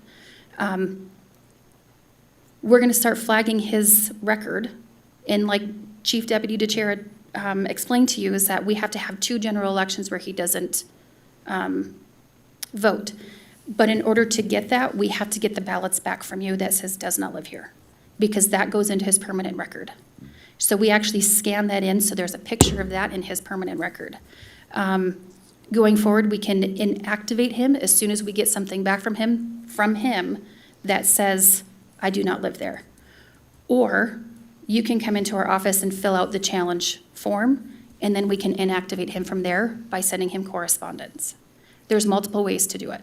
So I just use that as an example because I have personal knowledge of this. This isn't somebody told me this. I know it's happened. And, and back to your point, you say that when somebody hasn't voted in the last 2 general elections? 2 general elections. I can assure you, well, you should probably assure me. Can you go back and see when's the last time this person voted? But if we don't get the ballots back, we can't inactivate him. Well, he's already opted out of this, and the DMV puts him back on. So that, I got that from the Secretary of State. The Secretary of State did their detective work and explained to me exactly how it continues to happen. Yes. That being said, this person told someone at the Registrar of Voters he doesn't live here anymore, he doesn't want to vote. He doesn't own property in this state. He doesn't rent anything here. He uses my address to get bills and notices from the IRS or whatever. And it's a friend of mine. I've known him for 50 or 60 years, and so I comply with that. So that's just an issue of something that continues to come up, and it's even more frustrating. The years he gets a ballot and I don't, you see how that's a rub. Yeah, understand that. When somebody who lives in Australia gets a ballot and I'm a citizen here and a commissioner and I don't get a ballot, so I find that hard to deal with. I'm going to talk about Lily Barron. So you know, I don't want anybody to be disenfranchised. I want everybody to vote. Let's just make that clear. I'm not some right-wing extremist that seems to be the label of the day. You know, when I'm supporting anybody who's a candidate, I'm supporting Lily Barron, a Democrat, a known Democrat, works for the ACLU, very liberal person. I support this person. I think she's a smart person, and I think I'd like to see her in a particular office. And I see her in a very close race, and she's calling me up and telling me that she's got 20 to 25 people that voted for her that are not showing up that they voted, period. So, you know, there would be for me, a good sample test of that. It's a very small number of voters. I think it's about 3,500 voters. I'd like to see a sample done on that and see if this particular person did in fact get the votes that she got, or was it a different number? So how can we do a sample of that particular district? Is it too late? We can't do that. You don't have the capabilities. Legally, you can't. I'm just sharing with you some thoughts in public on this particular race. And it's a small enough race that I'd like to see some samples on that. I'm going to refer to. Thank you. That's a good question. I would have to do a little bit more research into that. I would assume, I will just call it an audit, I guess, for our purposes. I'll look into that and get back to you, and then if it's something that we need to bring before the entire board, we will do so. But I'm sorry, DA Canderas, doesn't the candidate need to ask for that? That's in state law, that is a provision that's outlined, that she can ask for a recount and pay for that. And if that's just if that's what we would be doing, then yes, she could. So I was just going to look and see if there's any like spot audits that the registrar could do to just check. But don't you do audits? We do them. Yes. Up until the day of the canvass, absolutely. And that's why you found. That's why we found the extra, not the extra. No. The ballots that were not pulled properly. Thanks for chiming in and helping me ask my questions, but I'm please just allow me trying to to think. No, you're not an understand. attorney. Let me finish, please. How dare you? Back to this case. I'd like to find out if there's a possibility, because my way I vote is going to be weighed heavily on everybody being treated fairly, not just certain people. So I'm just showing that I have the ability to reach across the aisle and support somebody who is not in my party, who is not a right-wing extremist, and to see how her particular race plays out. So I'm interested in that, okay? Okay. And then I'd like to find out about, with the newspaper report and the RGJ, that there was some 25,000-ish ballots that were returned. How did they get that information? Is that a correct number? Yes, that is a correct number. Okay, so you're on the record saying that we had at least 25,000 that we know of came back. Yes. And of those, we had 505 go vote in person on Election Day. Okay. So what happens, election mail is not forwardable at all. So there's still then 24,500 approximately that were incorrect. So that's the foundational basis of the voter rolls, or there's a large number. How much does it cost to mail out 25,000 ballots? That will be a number I'll be able to give you on Tuesday. Okay. When I come and talk to the board on Tuesday, that'll be a number I can do then. Don't have a guess? Yeah. I Off the don't. top. Well, how much does each ballot cost individually to send out? Do you have, if I was the registrar of voters, I'd probably have that. It's about $3.50 a piece. 3.5, so we can take $3.50 times 25,000 and come up with 75. I was going to get you exact numbers. Yeah, but my point is, who pays for that? Is there any ramifications for that? You know, and what I'm talking about is, if the rolls were clean before they were mailed, we wouldn't have had to mail those. So I'm going to say that this is where the 82 cards come in. And between the presidential preference primary and this primary, we had 5 days to send those out, which is not enough time, because from the 90 days to the primary, between the PPP and this one, we had no time to send anything out. That is per state and federal laws. I have to send out ballots to everyone who is an active registered voter in Washoe County. I do not have the ability to differentiate who is and who isn't. It is up to the voter to make sure that their address is correct in our office. We are doing our due diligence by sending out our cards to make sure that those are correct. Sure. And we're going to get a lot of them back saying that they're not. And so we will be able to update those records. So I appreciate your time frames that you have to work within, the guidelines, I get that. But my question is, of those 25,000, 24,500 approximately, how many of those were incorrect before the time period started? I mean, were they wrong a year ago? Were they wrong 5 years ago? How long ago were they incorrect? And we can't just assume that they all became incorrect right in the time period where you couldn't do anything about it. My point is, why couldn't they have been continually cleansed before we get to this level? So we do that through every election. Okay. Absolutely, we do that through every election. Some of these were still incorrect from 2022, and they will be incorrect until this fall when they haven't voted in 2 general elections, and then after that is when we'll be able to take them off the voter rolls, per federal law. So no ramifications for anyone there if we have to spend this kind of extra money.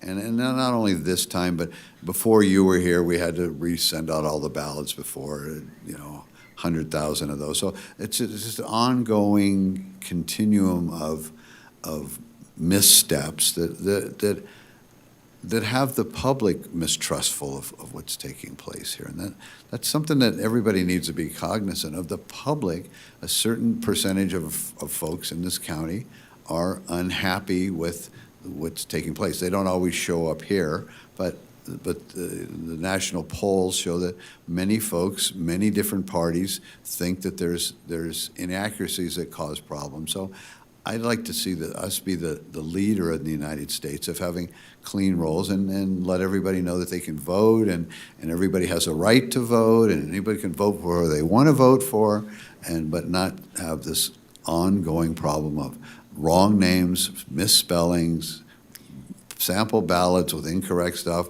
real ballots with incorrect stuff, candidates getting left off. I mean, our very own clerk here was left off the ballot, in her last race. So, I mean, it happens. So why? Why does it happen? We got enough sharp, hardworking folks and the staff over there. And how does this stuff slip through the cracks with so many eyes looking at it? I can't speak to the past, I can only speak to the future. Going forward, we have SOPs in our office of how we do things. That has changed since I took over in January. We've been working on them since last November, but going forward, we can only get better. I can't speak to the past, I can only speak to right now. Going forward, because of the mistakes that were made in this election, I know they're not going to happen in the general election because we've already taken steps to make sure that it doesn't happen again.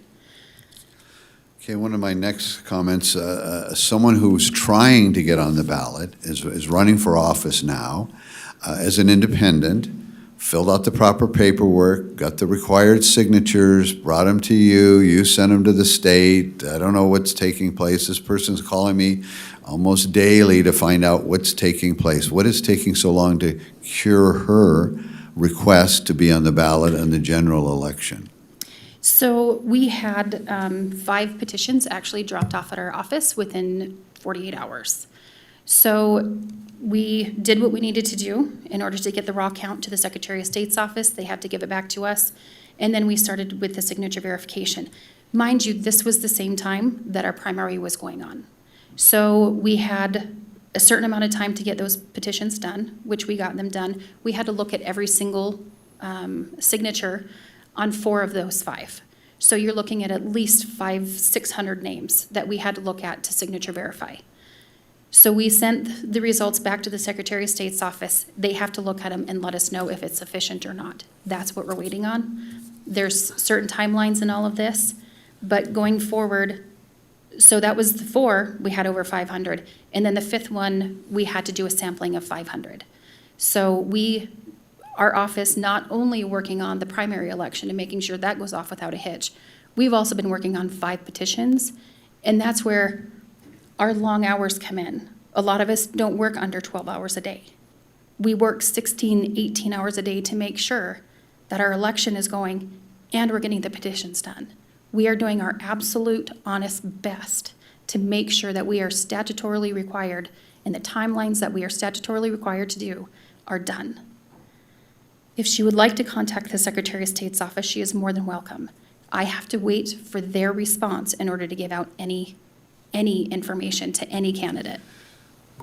This looks like something that maybe we should have legislation around, because when you say we're mindful that we're running an election, is there any clause in any of these state laws to tell these people that, by the way, they're busy over there, they can't give you an answer? I mean, we need to hire extra people, we need to hire temps, whatever we need to do to comply with not only doing your job, but getting people who want to run for office informed whether they can run. These people are trying to raise funds, put up signs, announce, and Yes. you know, this is they can't get off the dime either. So Exactly. how do we serve those folks that are brave enough to try and run for office?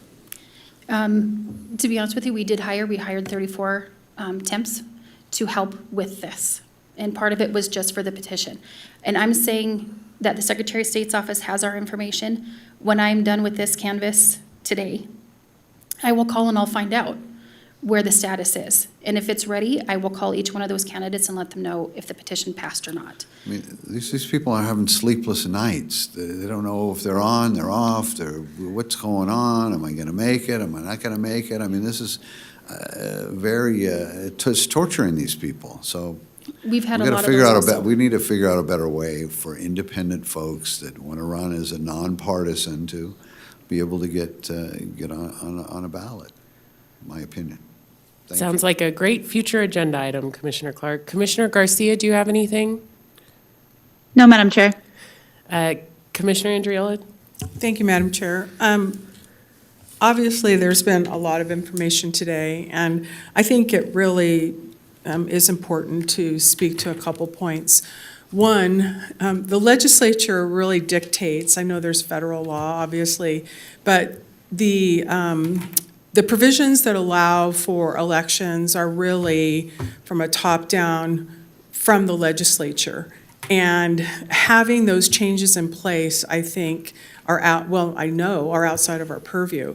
But the reality is that when the appropriate time, BDRs will be coming, legislature will be in session, and people will be gearing up for that, I think it would be very important to, I know that you share information with the Secretary of State, and certainly that process then goes through the legislature process that I'm very aware of. But the reality is that really highlighting, we have an incredible person on staff who is dedicated to looking at what we can as a county provide legislators and elected officials in Carson to put in changes that will actually allow the ROVs and clerks throughout the 17 counties to have additional strength in ensuring that measures can be taken. There's a lot they can do, and there's a lot we can't. And I think we have a responsibility to share that information with them. I think that, that's for another discussion, another item as we start moving to looking at that. I'm bringing it up to you because I think, and I'll speak with the county manager more about this, but I think it's an opportunity to start thinking, because right now you're in it. And so you could, document in a very quick way what those particular items are that need to be tightened up. So. Can I comment on that? Of real quick? course. I actually have a book that I've Great. already started from the Great. presidential preference primary. And Deputy Voloshin Yep. with the Secretary of State's office, we actually talk all the time, and him and I collaborate and are collaborating on some new and important tightening up of some of our laws to make sure that it's more transparent and a lot easier for us as registrars and clerks. We already work on that. That's how some of the regulation changes came at the beginning of the year. Working with Deputy Voloshin on that, and some of it actually has to do with petitions because of some of the issues we had last year with petitions. So we really do, I really do work very closely with the Secretary of State's office for that reason. And I'm bringing different experiences from different places to this, and so it helps. It really absolutely does. So I really appreciate the conversation about that because it is super important. It is really important, and I think that when the time is right, that there's an opportunity for full transparency to actually allow, at a high level, if you will, or whatever detail, so that we all have some information about what that looks like, and that it's transparent so everyone understands. A lot of the provisions that the commission works through are dictated by the legislature. And so I think it's important that we have a voice in what those changes need to be made, so thank you for that. In terms of the voter rolls, we all, as commissioners, received some information from Mr. Muth, who has been working for quite some time with a team of people who really systematically, statistically careful, using all the appropriate information to identify those voters who he put, or not he, but the team put, his group put into a spreadsheet and did this and gave it to Clark County. They did Clark County first, and Clark County's already using that. In terms of the provisions that you already made a statement to in terms of the card, the Yes. verification card. He recently finished Washoe County, and he's identified that spreadsheet. My understanding is that information has been given to you. I provided it to the county manager and asked that we look at it. I know you've got a lot going on, but it is about voter rolls, and you do have a small window. Would you be so kind to give the status of where you're at on that particular item? So that particular item will actually be coming before the board because per memo 2024 004 and 006 from the Secretary of State's office, anything that I do when it comes to voter rolls for cleaning them up that is not absolutely verifiable by the agencies that are laid out in statute, I have to come before the board and actually get permission to look into those. Do you know when that might be? I don't at the moment. Okay, thank you. I appreciate it. My understanding that Clark County has been using it, and it's been very successful. So at least we have an indication of credibility that this organization has done a lot of homework. So I guess kudos to Mr. Muth, wherever he might be. He's actually in Vegas. I know where he is. I know where he is well. But thank you for that update. The other thing that I wanted to share is that I think that we all should be grateful for really looking at the audit that happened quite some time ago and allowing us not to proceed with the $500,000 to the elections group so that we could use that money for staff. And so having a fully staffed office, which you've indicated, is great, but you all are new. Yes, we are. And so, kudos to all of you that have started this new adventure. But the reality is that we have to depend on, I hate to say zero, but zero mistakes. I mean, there really needs to be, as much as possible, zero mistakes. Absolutely. This is, it's almost to me like, surgery. Like, you don't want to find out and have a surgeon say, whoops. You just don't. And so I think everyone is probably well-prepared in moving forward, but I do appreciate the fact that there has been a lot of turnover, that not only here in Washoe County, but even throughout Nevada, even throughout the nation. But the reality is that I think you all should know how much all of us appreciate all of your hard work. And I think that's important. 12 hours, 16-hour days, going through the process. I also appreciate very much your and the team's commitment to work with the Secretary of State's office and to be questioned first to ensure that the information that's being shared is executed correctly. So I did really want to make sure that, you all, I don't know, we already clapped, but I do think it's even more than a clap. You have to know we all appreciate everyone, all the volunteers, all of you. It's not an easy job. It's not easy right now with some of the temperament that's out there, and I think you all should be commended. So thank you very much. The last item that I'd like to bring up is I'm very appreciative of the county manager. Appreciate Assistant County Manager Kate Thomas, Ms. Thomas.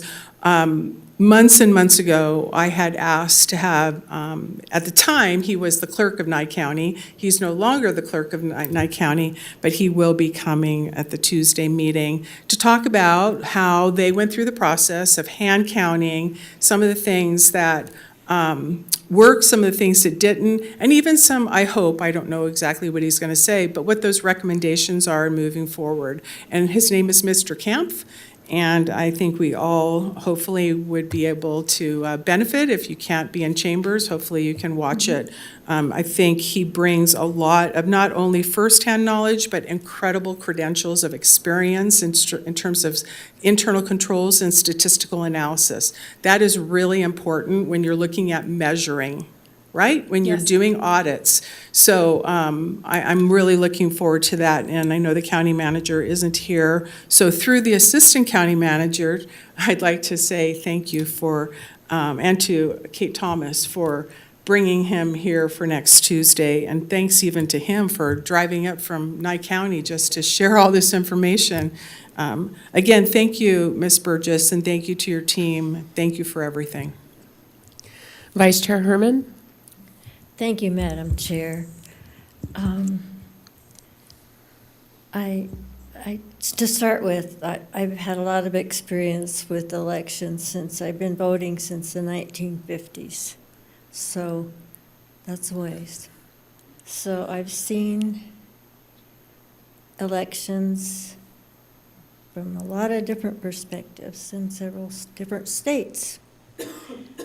And I've been in Nevada, and one of the reasons I ran for commissioner to begin with was because of our elections. And as Commissioner Burkbigler out there can attest, I brought up many, many, many, many things that have happened in the elections here in Nevada. And so I've got horror stories, but I won't go into all of them because I've said them before more than once. So I'm just going to go with the fact that a lot of my family members did not get a ballot, and again, in this year.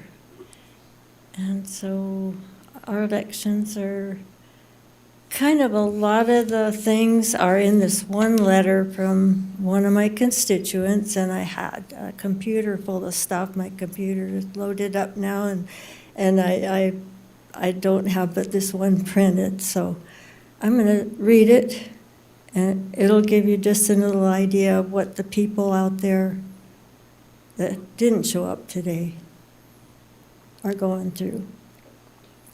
Commissioner Herman, I am unable to attend the June 21st Commission meeting to voice my concerns over the election process in our county. Please put my comments into the record, and so that's what I'm doing right now. The sample ballot was a joke.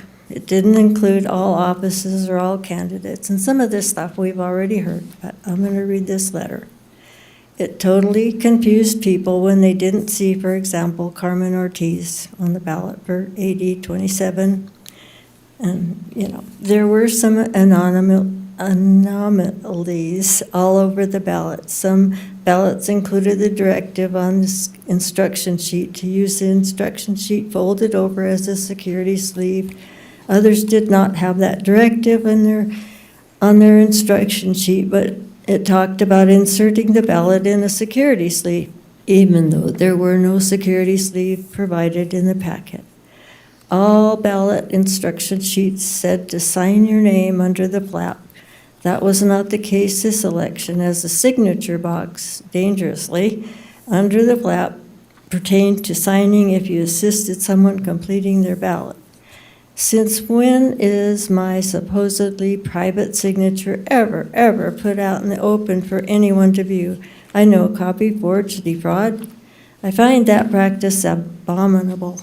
I don't even sign the backs of my credit cards, but require someone to ask for my ID if needed. I insist this is looked into and this practice stopped for any and all future elections. How many votes were not counted because folks did not use the instruction sheet folded over as a security? How many votes were not counted because folks signed under the flap as instructed and not where the voter signature block was? This is a huge one. I believe there were so many anomalies with just the balloting, much less than observing and the counting. This election should be completely thrown out and let's start all over. I know it'll cost the county many hundreds of thousands of dollars, which will ultimately increase my taxes. I don't care. A complete investigation audit should be arranged to understand why, how there were different and not uniform instructions sent out with the ballots. It was sloppy and careless. I expect better from Washoe County. So that's just one example of what I received. So, we can do better. Yes, we can. So, but this one wasn't too cool. So, that's my comments. Thank you. Ms. Canderas, can you just, you had gone over that this is a ministerial task in many ways that the Board of County Commissioners conducts. By saying no to this today, I'm just curious what that says to the state of Nevada when we send that to the Secretary of State, or if there are no votes today. Well, the Secretary of State's going to take the final report and use it, I would assume. Legally, they're going to count the votes of whatever her abstract is. Whether there's a cause of action against the board for not following state law, that's a possibility. Mm-hmm. I think that's probably unlikely. It says you shall do it, mm-hmm. And so that's my legal recommendation. Okay, and I may I make just one yes, other thing? Yes, of course. And the thing is to bring up. Like I said, I've been making notes of some of the mistakes at stuff, but if someone doesn't want to sign the back of their mail-in ballot, they can vote in person. Some responsibility also falls to the voter. That's why there are different mechanisms. So, I'm just throwing that out too. That doesn't mean that an election is not correct. Mm-hmm. So it just doesn't follow logically. Anyway, so my legal recommendation is that you would canvass the vote today, as is your duty by state law. Thank you. Thank you. And I typically don't quote public commenters, but I thought Mr. LaRue had a very good statement discussing how the board, and I agree with him, does not have a legal basis to contest the results. And we took a oath of office to follow federal, state, and local laws. And I'm with Mr. LaRue. I hope that commissioners give a good explanation as to why they're not going to certify if they choose to say no today. And we owe it to the taxpayers to explain our votes. So looking forward to hearing those explanations if that happens. But if there's no other discussion, I'll go to public comment again. Commissioner Andriola. I think given the all of the comments and the concerns and the validity of, really expressing some items that need to be looked at seriously and corrected. But I just want to get clarification again. So Ms. Canderas, I appreciate that really what we're doing right now and taking whatever the action that we choose to take in terms of a vote is just saying the election is complete, essentially, and recognizing that the errors as noted will be then submitted in complete form to the Secretary of State. We're not we're not just making sure. We're not saying that everything was perfect, that there isn't room for improvement. All we're saying essentially is, this is the election, this is the results, and that's what we are procedurally voting on. Okay, I just want to clarify that to make sure that everyone, including myself, clearly understands that we're not disregarding any of the information that was shared or any of the room for improvement. We're just saying the election was complete. Here are the results, Secretary of State. Thank you. And I see Commissioner Clark is signed in again, and then I'll take public comment. Thank you, Madam Chair. I also had a comment about, I've been voting over the last 50 years myself. I've seen hundreds and hundreds of elections. I was very disappointed that we didn't have several times a day updates on counts. I've never seen that in the past. I've been in 6 different elections here. Never seen that where we have to wait days in between counts. I'd like to see that improved, where we have several times a day where votes are updated so the public and the candidates understand what's taking place.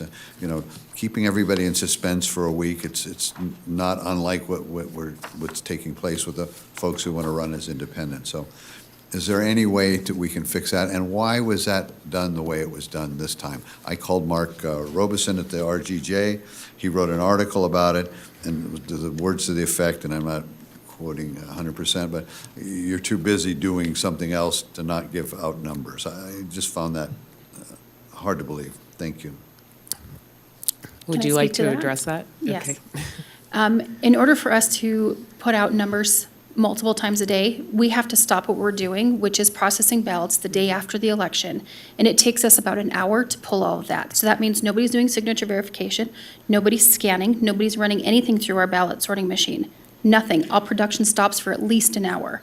So if we want to do that 3 or 4 times a day, that takes 3 or 4 hours out of our day of processing ballots to get the results accurately and, to be honest with you, a lot more done. That's what it's going to take. So all of this past voting, all of the history of the county giving out numbers as we progress on a daily basis, several times a day sometimes, we can't do that anymore? We did it every day. We did do updates every single day at the end of the day. But I can't speak to the past because I was not here. I can only speak to how we did it at this one. I'm just saying now, this is Yes. now, that was then, I get that, but, I looked every day and I watched news at 5 in the morning, I'm watching news at 11 o'clock at night, I'm looking at the media, I'm thinking the public doesn't see what's taking place. I've never seen media so lackadaisical about reporting this. It was like the election didn't even happen.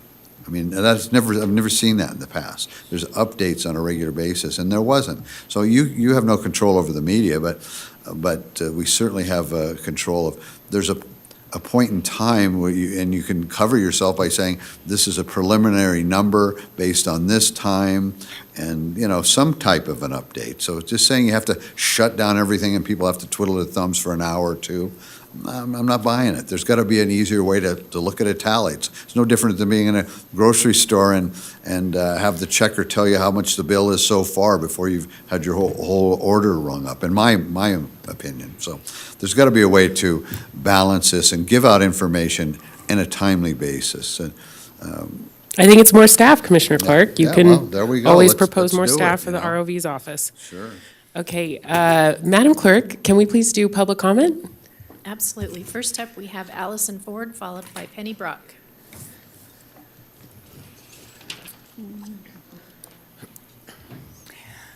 Good afternoon, Madam Chairwoman, members of the Commission. Thank you for allowing me to speak. My name is Allison Ford. I'm from Swing Left Reno, a voter outreach organization. I want to thank you and the election workers for working so hard to make voting a smooth and efficient process. As a relative newcomer to the state of Nevada, I can tell you both my voter registration at the DMV and my vote at the South Isles Library took place without a hitch. Just to address one issue that was raised, yes, I was in fact asked when I went to vote if I was in fact a Democrat. This was not an intimidation attempt. It was double checking, and I appreciated the due diligence taken on part of that election worker. So on behalf of my native Nevada fiance and myself, we would like to ask, as actual American patriots, that our voices be heard, our ballots be counted, and not discarded due to unproven, fact-free conspiracy theories or accusations grasping at straws that are made with the intent of attacking the integrity of our elections process. Please certify the vote. Thank you. Thank you. Penny Brock, followed by Drew Ribar.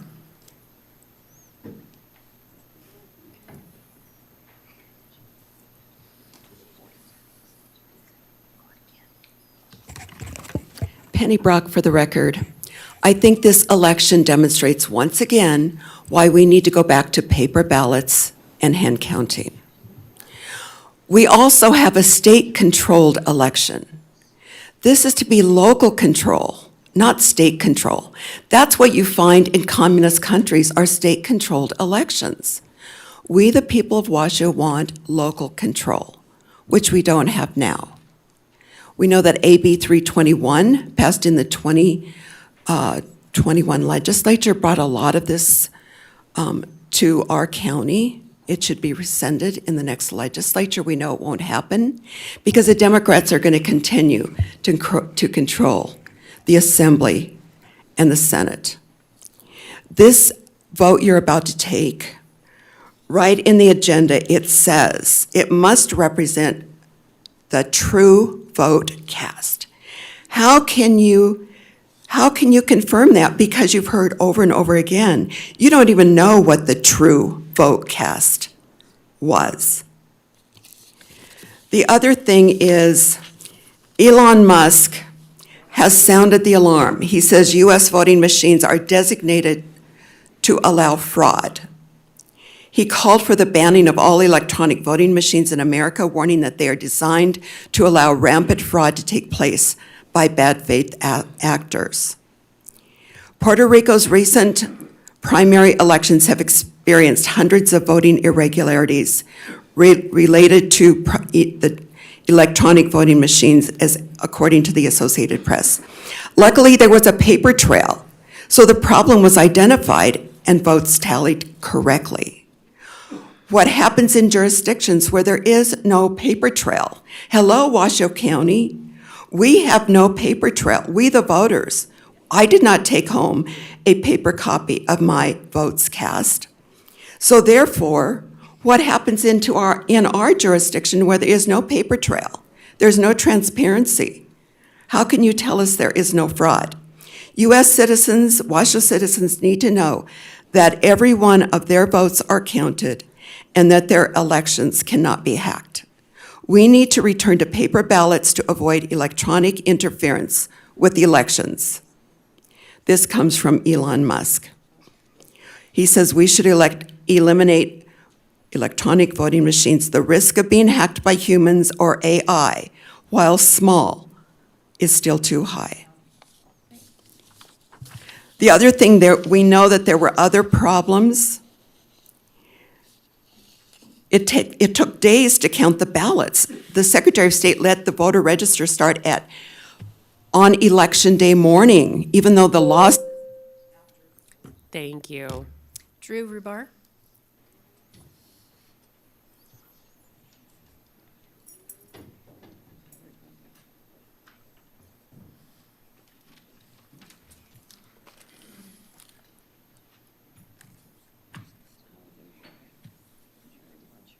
Make sure I get the Democrats. Anyways, Drew Rebar, candidate for Assembly District 40, and my name is not on the sample ballot that people were told to go vote with them.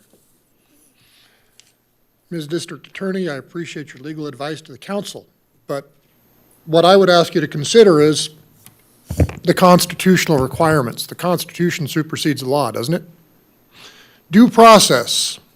Here's what you're voting on, due process. Let's go to the Constitution. Were the voters of Washoe County given due process with a flawed election? Is the process proper if there are errors throughout the entire election? Where was due process? So if you're not given due process in an election that is a legal process, what do you got?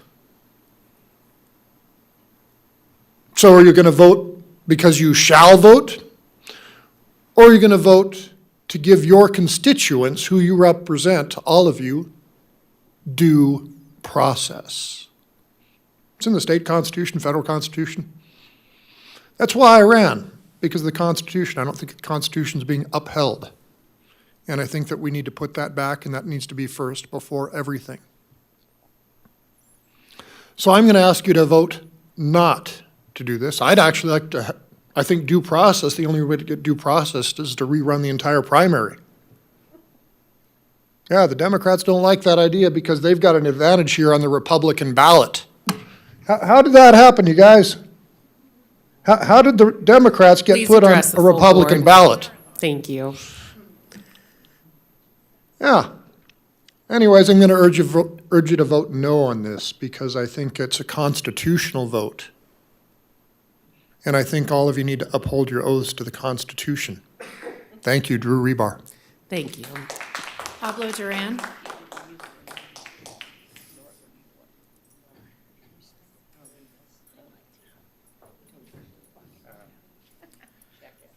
I'm going to ask you to vote yes on certified election.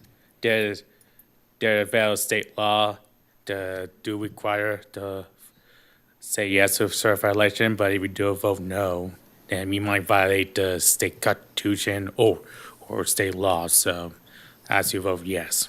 Thank you. There's nobody else signed in, but I do have emails to place on the record. Thank you very much, Madam Clerk. Any other board comments before I ask for a motion? I'm not seeing any, so I am looking for a motion. Madam Chair, Yes, Commissioner Garcia. I move to approve the proposed Washoe County Board of County Commissioners declaration of canvass of vote and order for the 2024 primary election. And I will second that. Thank you very much. Any questions on the motion from the board? Seeing none. All those in favor, please say aye. Aye. Aye. Any opposed, please say nay. Nay. Okay, and the motion carries 3-2 with Commissioner or Vice Chair Herman and Commissioner Clark voting against it. We now will move to item 6. Mr. Solero. Item number 6 is public comment. Comment heard under this item will be limited to 3 minutes per person and may pertain to matters both on and off the commission agenda. Comments are to be made to the commission as a whole. Thank you very much, Madam Clerk. First up, we have Penny Brock.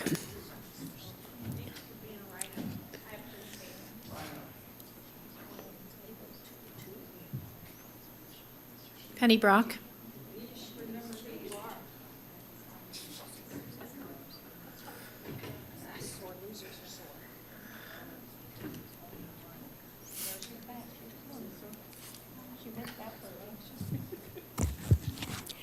Penny Brock for the record. I'm excited that the former Nye County Clerk, Mark Kempf, will be speaking on Tuesday. He will be speaking on paper ballots and hand counting.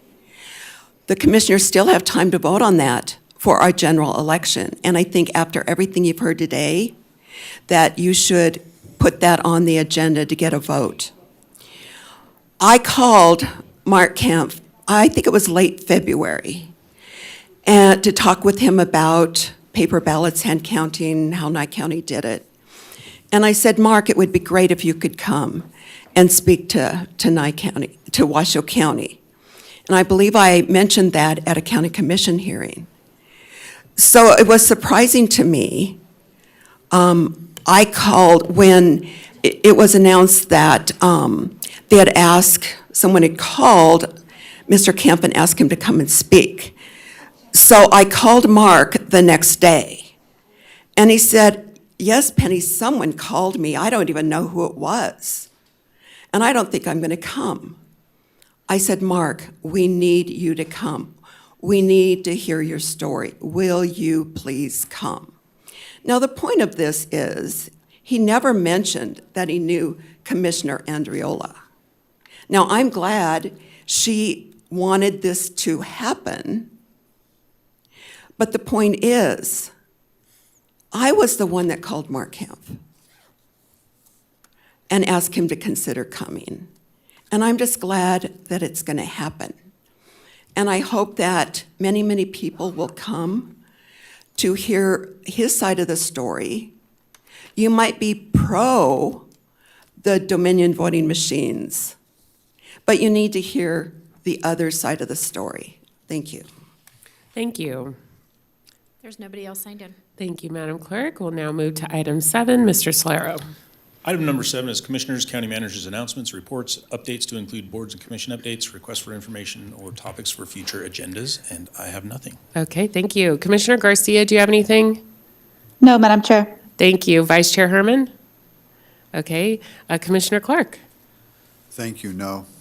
And Commissioner Andriola? Rodeo time. All right. With that, thank you for a great meeting, and I hope everyone has a great rest of your Friday and weekend. We are adjourned.